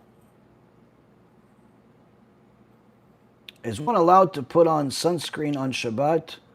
No, because it's usually not going to be absorbed by the skin completely with many of them. But if it's something that can be completely absorbed by your skin, let's say if you put it on your hand or something like that, it's completely absorbed by your skin, then that's less of an issue. But usually there's no reason to put sunscreen on Shabbat. Why do you need to put on sunscreen? You're not going to the beach. Rabbi, is it okay for a father to help correct his son with sentences during prayer? That depends. Number one, how old is the son? Number two, what is the father doing during that time? Is he in the middle of prayer also? Is he not? Generally, it's part of chinuch. It's important for the father to help his children learn how to pray. And there's even certain things that are exceptions that people wouldn't know is even possible. Like, for example, I could tell you that I started with one of my kids to pray with him, to teach him how to do Amidah. Now, he's very little and still very young, but he's also a very smart kid, and he's very, he loves Hashem. So I don't want to just like teach him, okay, say this when he gets, I want to teach him, I want to actually pray with him. So what am I doing? One of the prayers that I do each day, I pray together with him, where I say a few words, and then he repeats after me. Now you're going to ask, wait, are you saying like the even Amidah when you're supposed to be silent? Yes, even Amidah when I'm supposed to be silent. Because for the sake of chinuch, there's no problem of me saying or you saying the Amidah out loud in order for you to teach your kid. So I'll say, Hashem Sfatai Tiftach. I'll actually say the name of Hashem. Hashem Sfatai Tiftach. And I'll say, Hashem Sfatai Tiftach. Ufi Yagiti Latecha. And I'll say, Ufi Yagiti Latecha. Baruch Ata Hashem. And obviously I'll use the real name of Hashem because I'm praying also. I'm not practicing. I'm actually praying.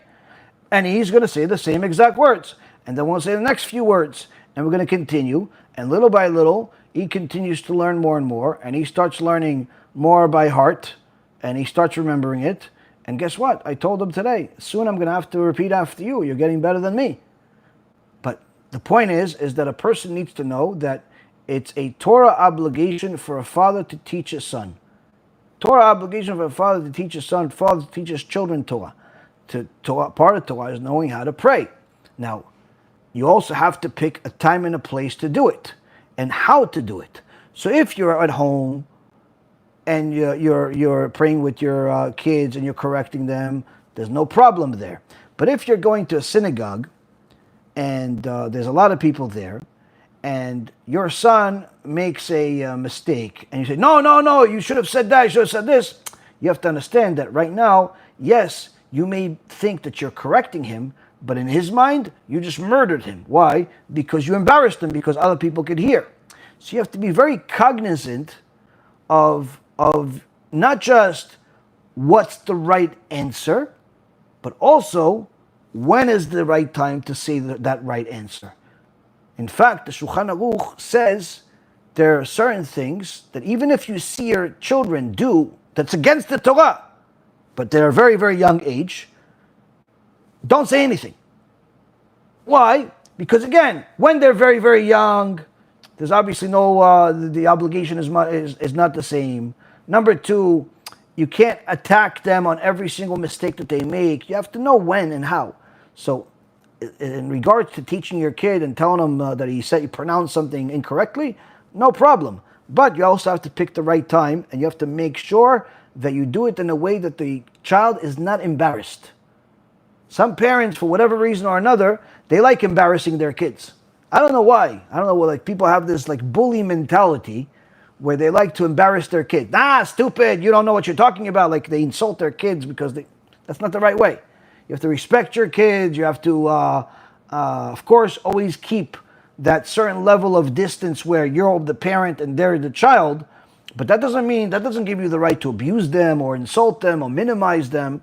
You have to understand that if you treat them properly, they're not only going to love you, they're going to love Hashem and the Torah. But if you're going to mistreat them, they're not only going to hate you, they're going to hate Hashem and the Torah because they're going to blame one on the other. So it's very important that if you teach your kids, you have a lot of patience and you know the right time and place to do certain things and how to do it. So even if, let's say, for example, you're in shul and your son, let's say, makes a mistake, don't say, no, you did something wrong. No. You could whisper to him, or you could even, guess what? You could just be quiet and not say anything. And after the shul, when you're walking home, and it's just you and him, you could tell him, oh, by the way, I heard that this is pronounced that way. And that's good. You don't have to be like an alarm clock, or not an alarm clock, one of those alarms for the houses that as soon as the sensor is broken, you immediately react. Sometimes you can correct them an hour later, a day later, a week later, and sometimes even longer. So you have to be cognizant of the how it affects them. Some kids, you could speak to them in ways where you're open with them and you're clear with them and they're very good with it. But some kids are very sensitive, so you have to speak to them differently. You have to speak. I know some of my kids, when I say certain things to them, some say, yeah, okay, no problem, whatever it is. Even if I'm rebuking them about something, there's no problem. Others, even if I say one thing that is like in some direction that they don't want, or immediately it's like they become emotional and they'll even cry. So you have to know how. There's no benefit in just making people cry. So you have to know how to treat each one, because each child is different than the other. You have to, if you have students or if you have friends, people that are new to the Torah, you have to be patient with certain people and understand that mistakes are not sins that you get death penalty for. In fact, even if somebody mistakenly violated Shabbat, all they have to do at the time of the Beit HaMikdash is bring a sacrifice. Bring a sacrifice. But embarrassing a person in public, it's the divine death penalty. So we have to be cognizant of it, know how it affects the person specifically, based on their personality, based on the environment. But last but not least, with all of the warnings that I just said, this does not mean don't fix anything and let them continue making mistakes for the rest of their life. A parent that does not correct their children is an evil parent. Why? If they're going in the wrong direction and you don't say anything, they're going to continue going in the wrong direction and the damage will keep getting bigger and bigger. That's what the rabbi of Shaul HaMelech taught him one word incorrectly, and because of that, Shaul HaMelech did not destroy Amalek. Because of that, he didn't destroy Amalek, because he thought that that's the right thing to do.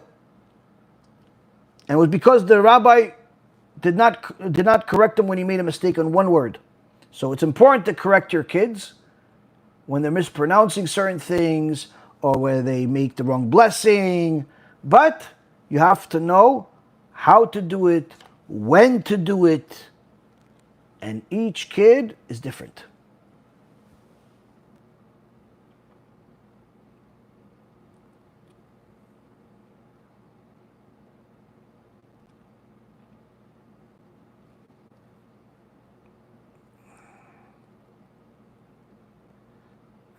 Okay.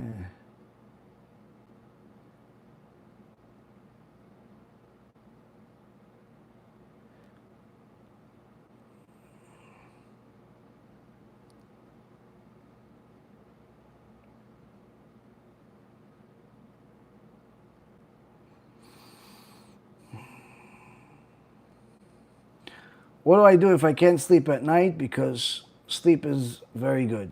Learn Torah, and the Satan will make you very tired. But learn Torah from a book.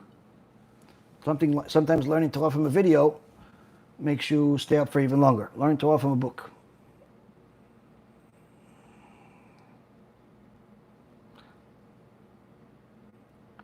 I do share your lectures online on Facebook, and I started giving the Kiruv books.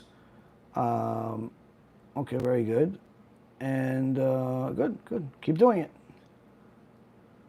Would you ever do a standalone series on books like Mishle or Kohelet, going verse by verse?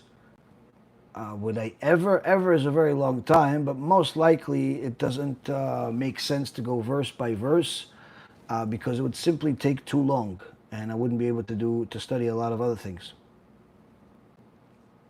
and teach a lot of other things. Rabbi, is it okay for a father? Oh no, we read this one already. Rabbi, I have trouble with lust. I tried to guard my eyes and I deleted all social media and it still fails upon me. Word of advice? Yes. Go to my website, BeEzrat and there's a ebooks section in there. There's something called Tikkun Abrit or guide for Tikkun Abrit. Download it. It's free. Download it and go through every single part of it. Watch all the lectures that are on it, and you'll see that this will transform your life.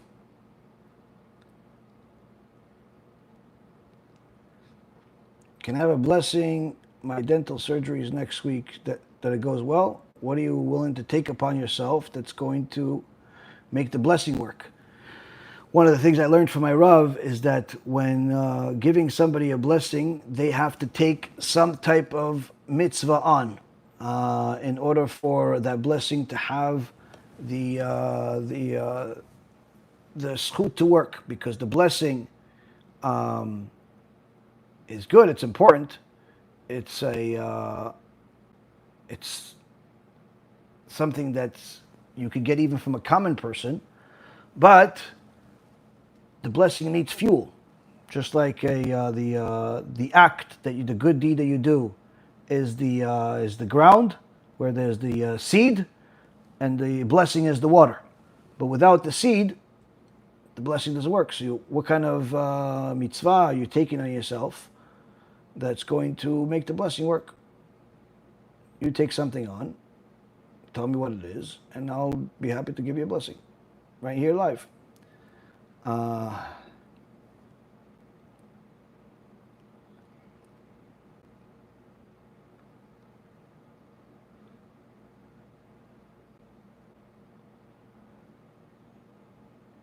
As far as who's a heretic and who's not in regards to the whole Manis thing, whoever teaches the same thing as Manis Friedman is a heretic. Doesn't matter which place they're in.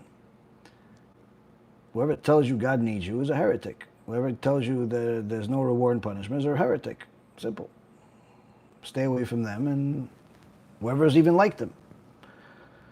How should I know how to protect him or herself at a workplace in today's generation with all the immorality that's being promoted? Number one, don't go to work making friends, meaning don't socialize personally at work. Focus on your job.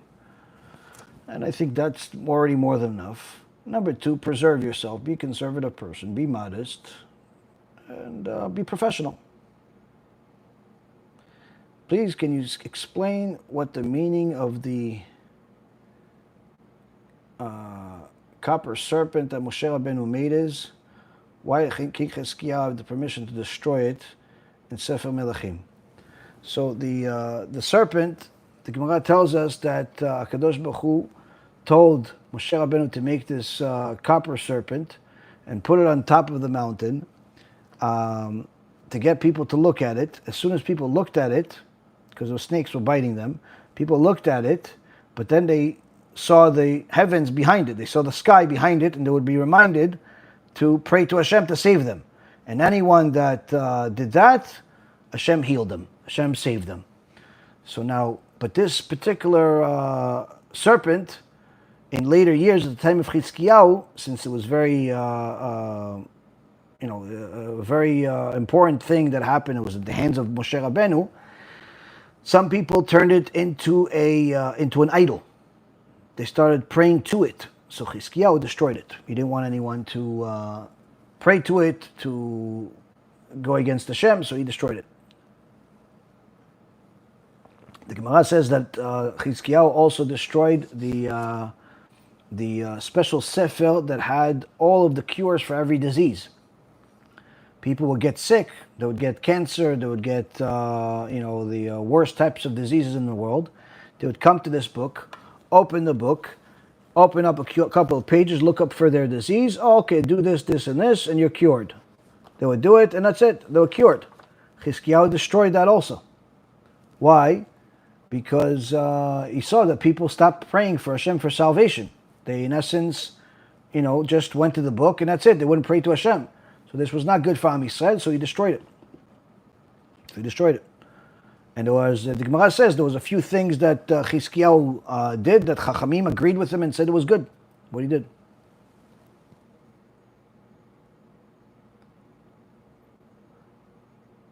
Rabbi, thank you for the amazing recent shiur on the modern day Korach. Amazing sefer that you've produced. I look forward to reading it. Baruch Hashem. Baruch Hashem.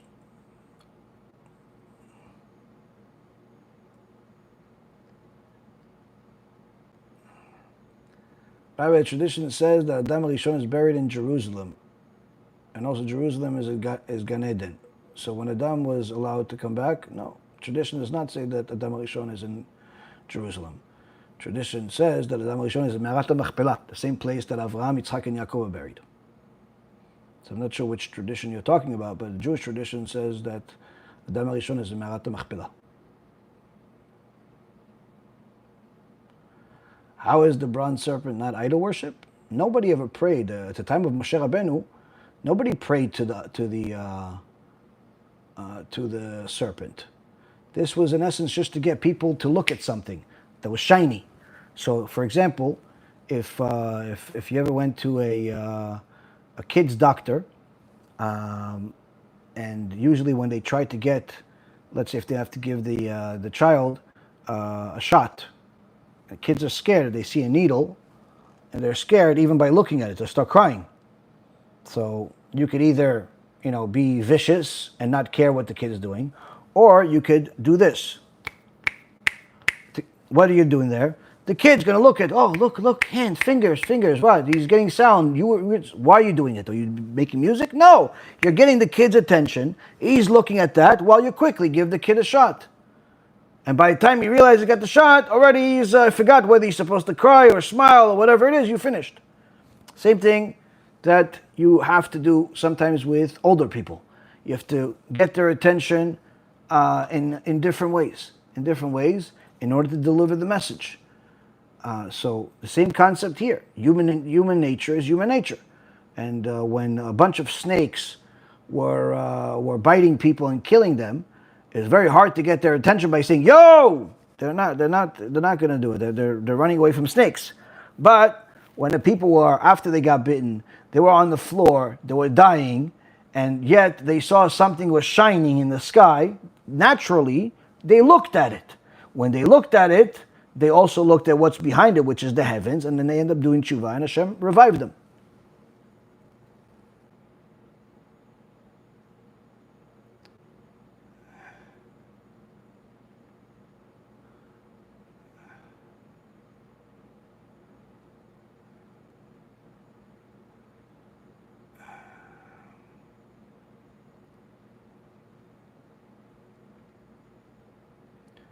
Is there a reason why both Aaron and Miriam died in the same parasha? Well, the Kadosh Baruch Hu puts everything for endless amount of reasons that are beyond our thing. But one of the things we also see is that even the way that the Torah is divided teaches us that when there's bad news, Hakadosh Baruch Hu made it specific at certain sections and also not consecutive. So there's certain segments, for example, in the Torah, where you see that Am Yisrael got punished.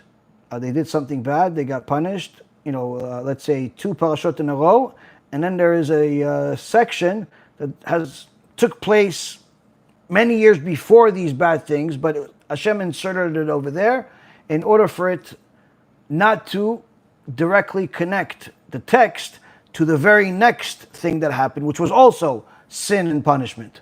So, in essence, the same concept here, where these major things happen, where Aaron, a Kohen, and Miriam passed away. This was obviously very tragic for Am Yisrael.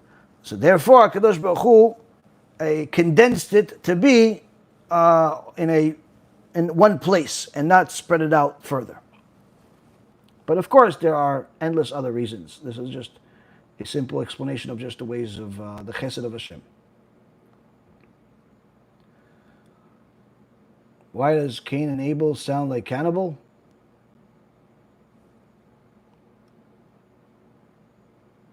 In English it does, but that's not, the words Cain and Abel are not Cain and Abel in Hebrew, the whole language. Cain is Cain, and Abel is Evil. So Cain ve'Evil doesn't sound really like cannibal, but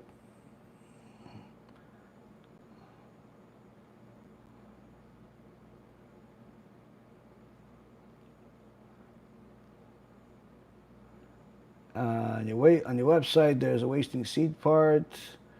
If not, what section do I click to download the books? On the top left, I believe, there is, I think, something like education, and then there's ebooks. There's a section called ebooks under one of the tabs. Once you go there, it opens up 6 ebooks at a time. If you don't see Tikkun Abrit on one of the PDFs, just press the arrow to move to the next 6. At some point, you're going to see a PDF that has the Tikkun Abrit.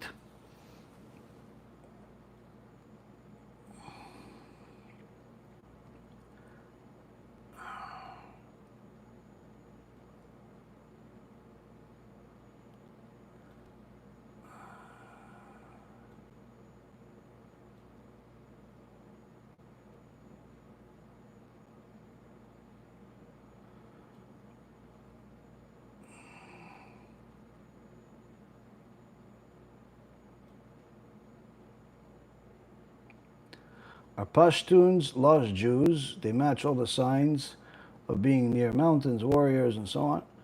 Are they Jews? It's possible, but we're only going to know once Mashiach comes.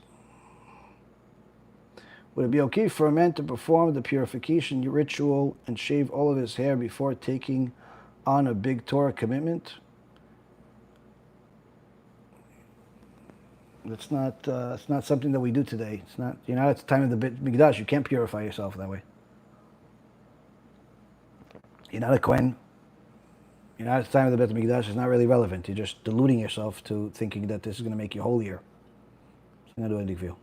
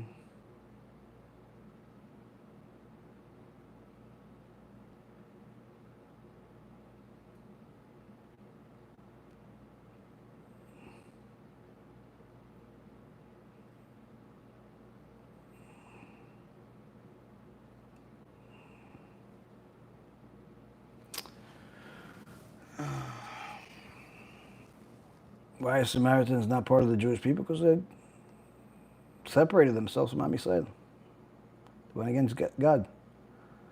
All right, thank you for the answer. I confused the city of Hebron with Yerushalayim. But the question remains, Ma'arat HaMechpelah is the place where Adam HaRishon is, and also Gan Eden.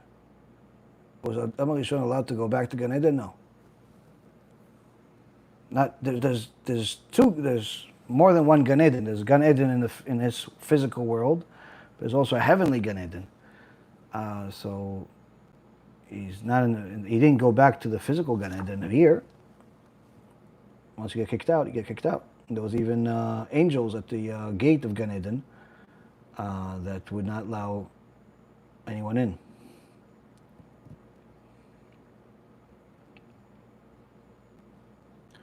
What Shulchan Aruch complete set do you recommend? There is Shulchan Aruch itself has not been translated to English, but I wouldn't recommend for people to learn the Shulchan Aruch anyway, because a lot of the things that are in a Shulchan Aruch are not relevant to somebody that's new to the Torah. What they need to learn is the laws that are applicable to today. So if you're a Sephardic Jew, then I would recommend getting yourself the Yalkut Yosef. Yalkut Yosef, which is the work of Rav Yitzchak Yosef and also Rav Ovadia Yosef, that takes the laws of the Shulchan Aruch and shows you how to apply them to today's world. And you have that in English, in Hebrew, in French. I believe it's also maybe even in Spanish. So you could get the Yalkut Yosef. That's very good. Can you answer my question? I don't know what your question is. You just wasted your opportunity to ask a question by saying, can you answer the question?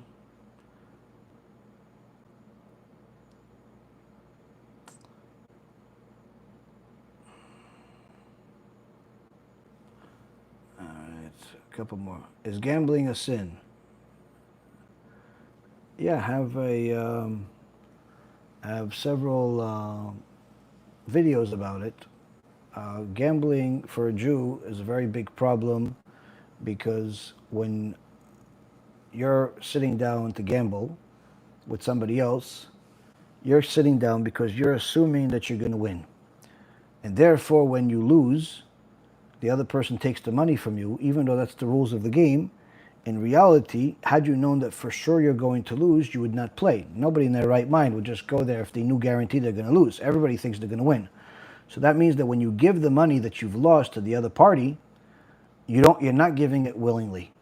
And therefore, it's considered as if they're stealing from you. Or if you win, it's considered as if you're stealing from the other person. That's one of the major problems the sages bring up, that gambling is considered stealing. The second thing is that this is not good for the ways of the world, meaning that if a person would just gamble for a living all the time, he would not be productive for society, he would not be good for society. This is not the right way to live. So that's the second problem with it. The third problem with it is that it's moshav letzim. It's a place of scorners. Casinos and card rooms and places like that is not exactly comprised of decent, upstanding people. There's crooks, liars, addicts, degenerates, thieves, and all of the bottom of the barrel people are usually the ones that are in the places. Now, certainly there are some people that are decent people overall and like to gamble. So it's not that every single person is a thief or every single person is all the things that I said. But generally speaking, the environment itself is comprised of a majority of those types of people, and therefore it's also not good. So there's multiple different reasons of why gambling is not good. But again, whether it's the stealing part, or it's moshav letzim, or it's a place of where it's not good for the world, all types of things. Everybody understands that gambling is not exactly a good thing. even the people that gamble and win. No, it's not a good thing.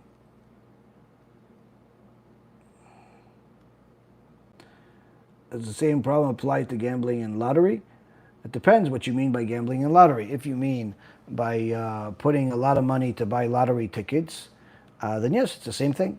But if you mean buying a lottery ticket for $1 or something that's considered a puta, then no, it's not. There are some leniencies to be able to buy a lottery ticket for, a $1 or $2 or whatever it is that's considered a puta. But these people that spend, $10, $20, $50, $100 buying tickets, then that's the same thing. They're gamblers. It's not a good thing to do. How do you respond to someone saying maaser doesn't work because some rabbis in the past lived in poverty? If they were very likely to give maaser, weren't rewarded.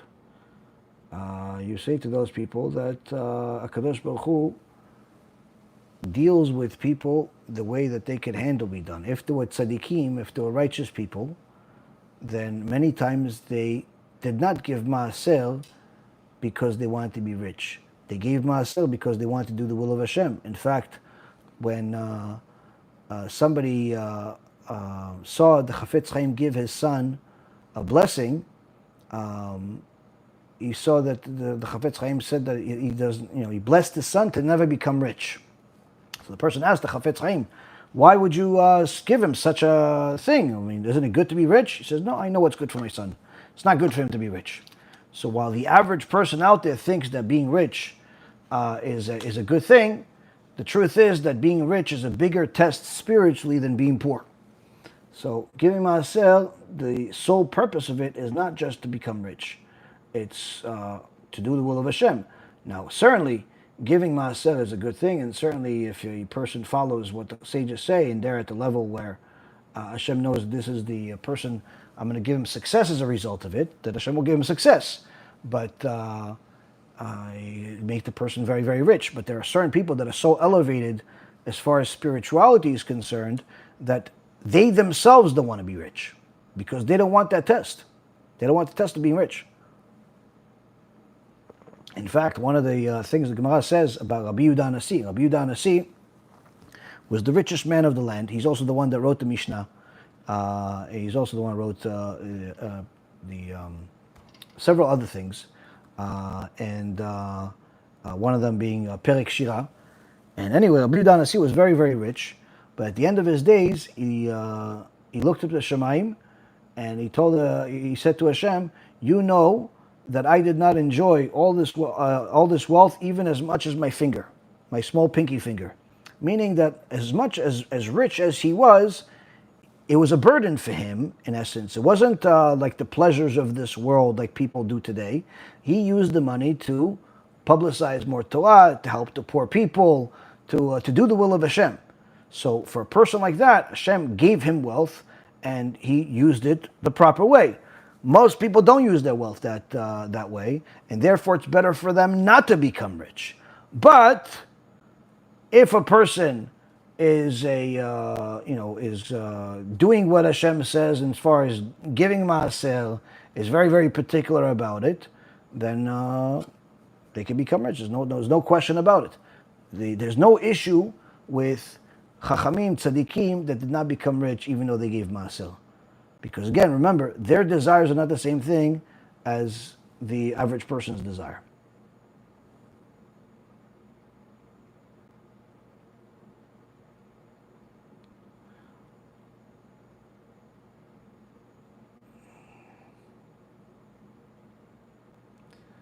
I'm a doctor and I love to gamble. Okay. Not really sure what the point of that, but yeah.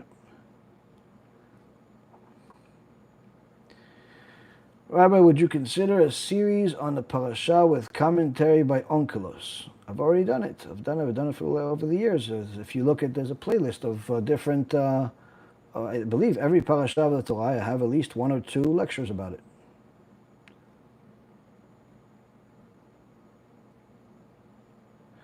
Rabbi, can we do Kiruv during the 3 weeks between the 17th of Tammuz and the 9th of Av? Absolutely.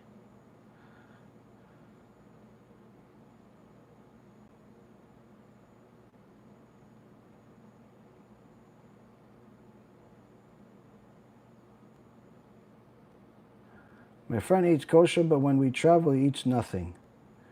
I tell him this isn't right. Who's wrong? What do you mean he eats nothing? What does that mean he eats nothing? How does he survive? If you travel, or if you stay home, you have to eat kosher. If nothing is kosher is available, then he has to eat whatever is allowed, such as fruits, vegetables, nuts, things that don't require kashrut. But there's no permission to eat non-kosher. He just starves instead of eating non-kosher. I think you're exaggerating. If he could afford to go on vacation, I'm sure he could afford to buy himself a granola bar from the store. So if you're saying that you're on vacation and he chooses to eat a granola bar or a banana that's kosher, and you choose to eat, let's just say, a non-kosher burger, he's right and you're wrong. Because he's doing the will of Hashem and eating things that he's permitted, whether he's on vacation or at home, and you left your belief in God at home.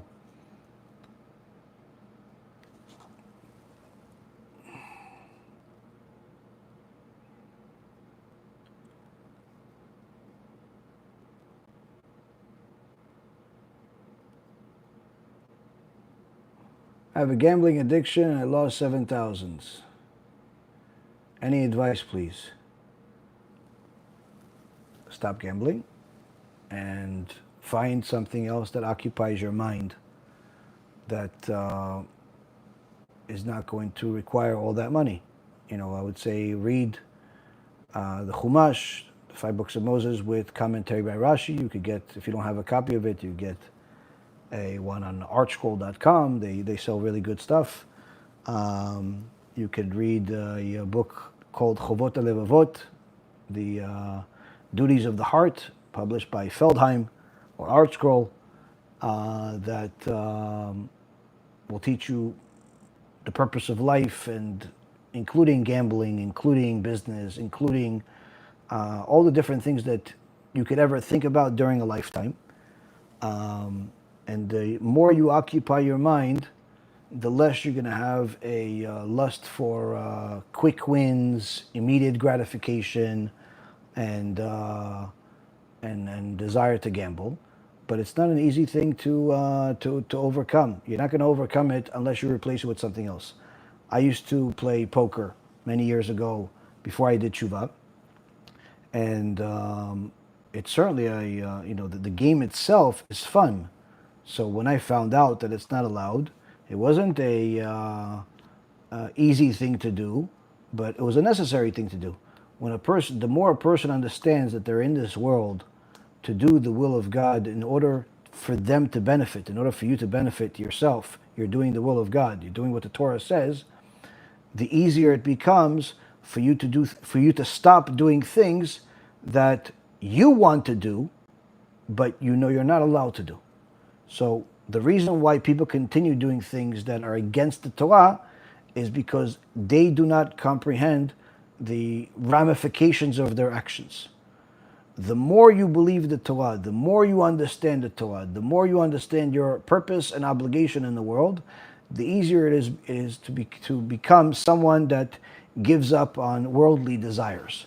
So the way for you to overcome it is the same way that I've overcome it and anybody else that has done tshuva has overcome it, which is simply to learn more Torah in order to understand your bigger purpose. That's worth a whole lot more than $7,000 and a whole lot more than the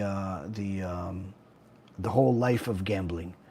The other thing that you have to also understand is that generally speaking, when it comes to gambling, there's no one ever wins other than the house. Like, casinos are not built because people win in the casino. Casinos are built because people lose. In fact, even the so-called professional gamblers that are out there are people that lose the vast majority of their life, and they're generally speaking losers, even if they have a lot of money, because the way they live their life. It's I've met quite a few of them in my past in past years. They're not exactly the nicest people. Let's just say that. They're not somebody that you'd want your kids to marry, and they're certainly not somebody that you'd want to be alone with in a room to save your life. So generally speaking, when a person is, spends time in the world of gambling, the only thing that they're surrounding themselves with is people that are low lives. In addition to that, they're mistreating the blessing that God gave them and throwing it into garbage. Just, taking the money and just, you worked for that $7,000, who knows how many hours. If let's say, for example, you make even $100 an hour, just look at how many hours you have to work. You have to work several days in order to acquire that much money. Now, most people don't make $100 an hour. Most people probably making $15 an hour, $20 an hour, $30 an hour. So look how many hours you worked to acquire that money and just threw it away. Just threw it away. So the more you start understanding that, you have to respect the gifts that God gives you, and you can do a lot more with it. You could help people that don't have food to eat. You could help people that need real help in life with that money, and you can't do that now because you lost it. The more you understand the ramifications of your actions, not just when it comes to the divine spiritual world, but also when it comes to the practical world. So you're surrounded by degenerates. You're throwing away blessings that God gave you, and on top of it, even when you win, it's only temporary, because all winning does is just entice you to come back and gamble even more, which means that eventually you're going to lose everything. So gambling is not good for a lot of reasons. Whether you want to use the Torah's reasons or you want to use the practical aspects of it as a justification to stop, doesn't matter which one you start with, but ultimately to stay away from gambling, you're going to need the bigger reason, which is the spiritual aspect of it. That's going to help you stay away from it. Because the practical parts of it, you can always rationalize your way out of it. Okay, Rabotai Karim, we're take maybe one or two questions and we're done. It's been almost 2.5 hours.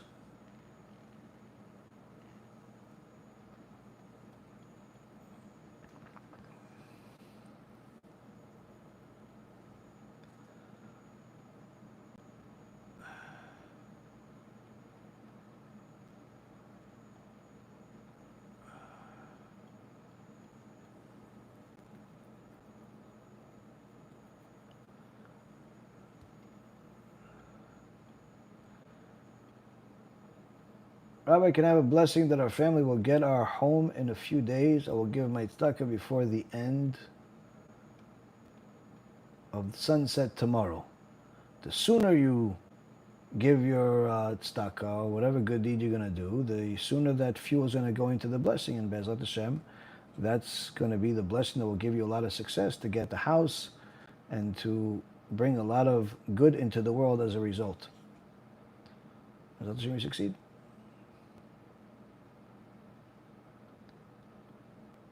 Why is Hashem mentioned with body part, hand, feet, voice, face? Well, the Rambam explains that the Torah speaks in a language that humans would understand, since it's for the purpose of humans to read. It's not for the purpose of God reading it to Himself. So the Torah speaks in a language that we would understand. So if God would explain things in a way we can't understand, then we can't be expected to follow it. So when He says, when it says that God was angry at something, then we understand. To humans, we understand this is not good. This is not good. So the Torah speaks in a language that is easy for the ear, as the sages explain. But it never means that God has a physicality, as there's clear verses that God Himself says He doesn't have a body or even the likeness of a body.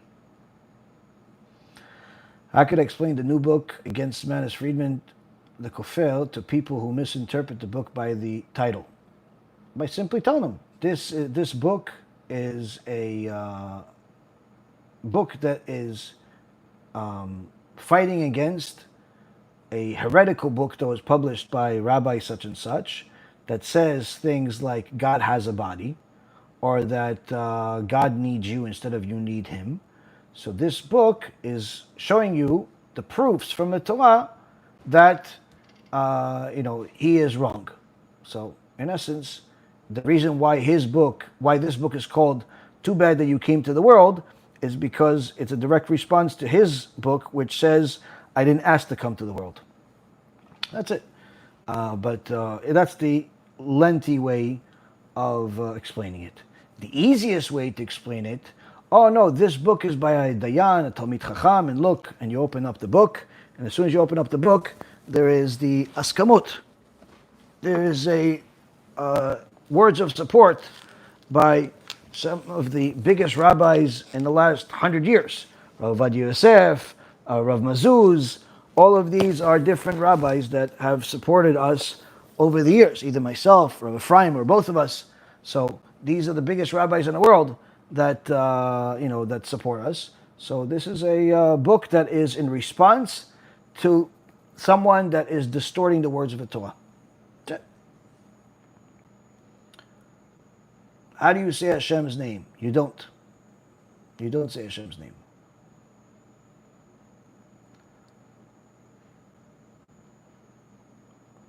Does the father teach on Shabbat, or is that the mother's role? It depends. Depends, what are they teaching and who, but generally speaking, it can be both. Why does it have to be one or the other? If the father is a good teacher and the children are receptive to him, then by all means, the father and could teach everyone, including the mother. But if everyone's more receptive to the mother, then let the mother. But generally speaking, in a normal house, it can be both. There's no absolute rule that has to be. I mean,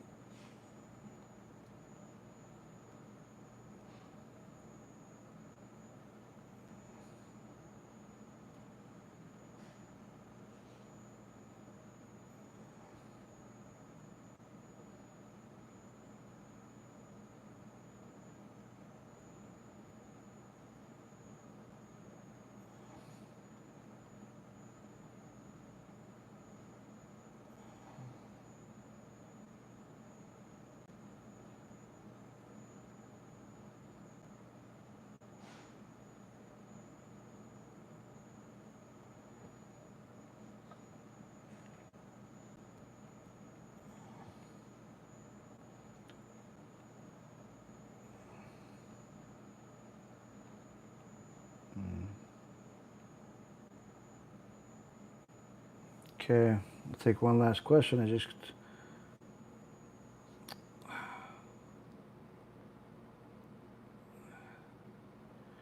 Is learning Hebrew requirement to be Jewish if you're a convert? Absolutely not. It's not. You could go to my website, BeEzrat on the same section, the ebook section. There is a guide to conversion there, interactive guide. Over there I have a lot of information about conversion, and including lectures about the whole process of conversion, what you need to learn and everything else. And I speak about the fact that it's a big mistake. It's a common mistake for people to think that they have to learn Hebrew in order to convert. It's not true at all.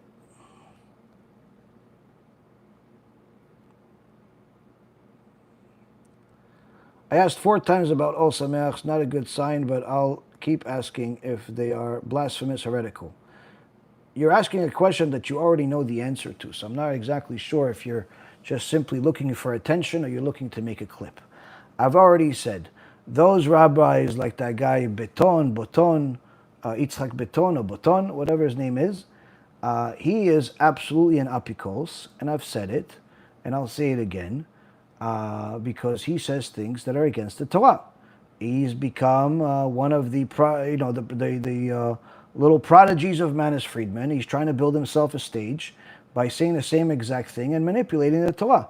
So what he says is heretical. Now, in addition to that, he's not a nice person. He says very, very nasty things. He's a very not a nice person.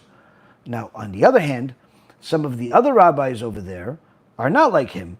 They may not battle against the Manis heresy like they should, But they're not promoting heresy like he does.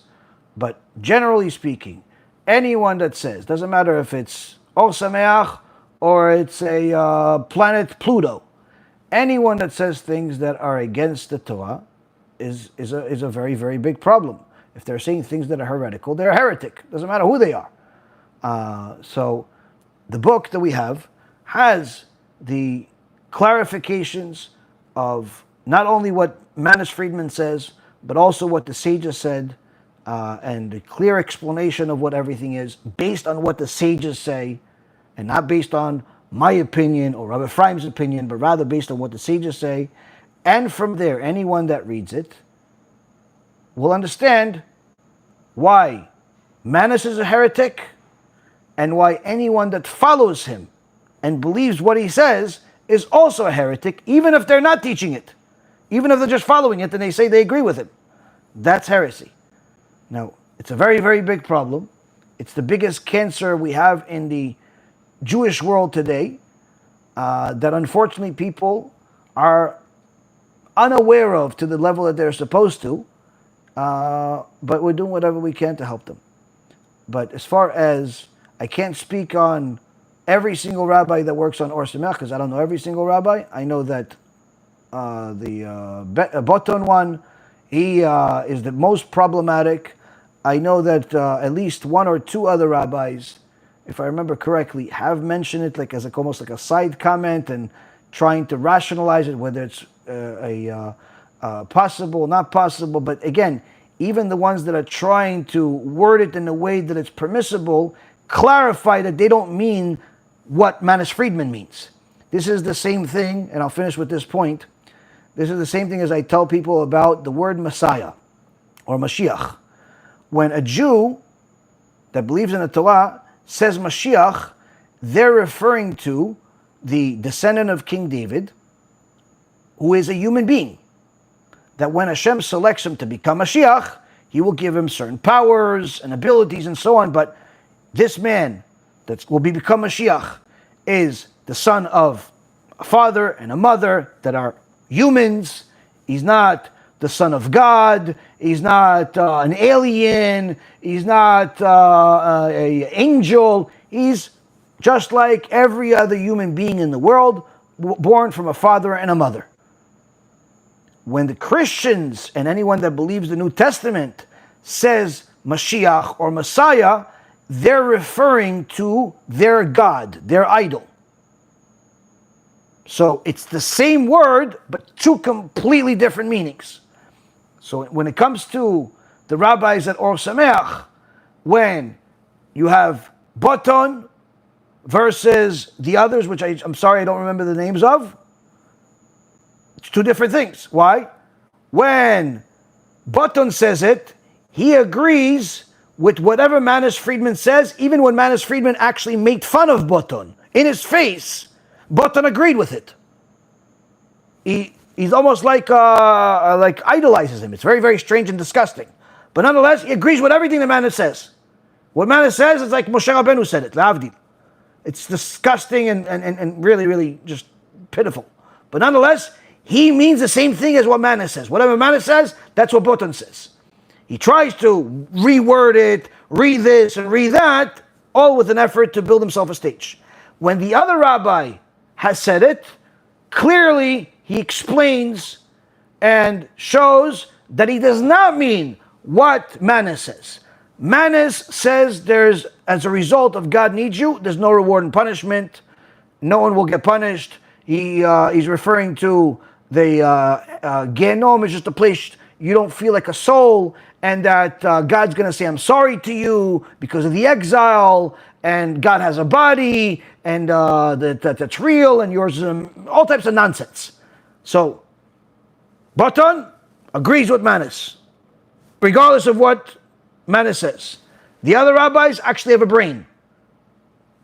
They are not in agreement with Manis. They're trying to reword and repackage his heresy into something that could potentially be said even if it shouldn't. In essence, they're trying to kosher this taref, really that's a pig. But again, they give a clarification that they're not saying what manna says. And anyone that reads the book because they can't stand to hear my voice, because they can't stand to hear Rabbi Efraim's voice, and they don't want to believe us when we show them clips of what Manis Friedman actually says, you could simply buy the Manis Friedman book, because we don't have it obviously. You can buy the book. He sells it in all the stores.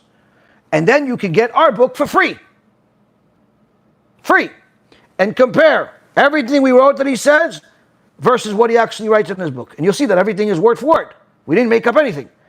And you'll see that what he says is against the Torah and is heresy. Simple. According to all opinions. The only people that agree with Manis are people that simply do not understand either the Torah or what Manis actually says. Like simple that same thing like what with the whole word Messiah. When a person is first introduced to Christianity and they hear them saying Messiah and they hear a Jew say Messiah, they think that both mean the same thing. No, they don't. To New Testament believers, Messiah means for them God. That's what it means, God. To us, human being. Human being. Mother and father. Goes to the bathroom. Eats, drinks, sleeps. Righteous, special, our ultimate salvation will be... Yes, but human being. Human being. Born of a woman. So, world of difference. World of difference. Idol in Christianity, truth of Torah in Judaism. World of difference. Same concept here. Manis, heresy.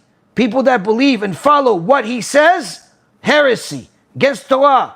No olam haba. Gehenom forever. Horrible life. Horrible everything. People that go against him, big reward. Hashem loves you. You're superheroes. People that don't want to be in the fight and they're trying to rationalize how the pig could somehow be kosher because maybe it just looks like a pig but really it's soya. You have a different problem. It may not be outright heresy like Manis, but you better pray that God doesn't prosecute against you for not fulfilling what the Torah says, that when you see somebody doing something wrong, you have an obligation to go against it. You have an obligation to protest against the heretics. So you have to pray to Hashem that He doesn't prosecute it, that you are a heretic for not prosecuting. Because Am Yisrael did not worship the golden calf. The Erev Rav did. But Am Yisrael got punished for the golden calf. Why? Because they didn't protest against the Erev Rav. So, in so many words, you have bad, amazing, and problematic. Choose wisely. Thank you very much for learning with me. May Hashem bless each and every single one of you that is learning Torah with us. Even more so if you're supporting. Even more so if you're sharing. And BeEzrat HaShem, we continue learning together. Anyone that wants to support can donate on our website, BeEzratHashem.org. You could also order the books for free to distribute in your community at our kiruvstore.org. And you could join our WhatsApp groups to get all the updates, to get all the links, to get all the videos, all the good stuff. And BeEzrat HaShem, you guys have an amazing rest of the week. And BeEzrat HaShem will learn again next week. There's not going to be a shiur on Sunday night. But BeEzrat HaShem will do other shiurim later in that week. Kol tu, b'cha b'atzlacha.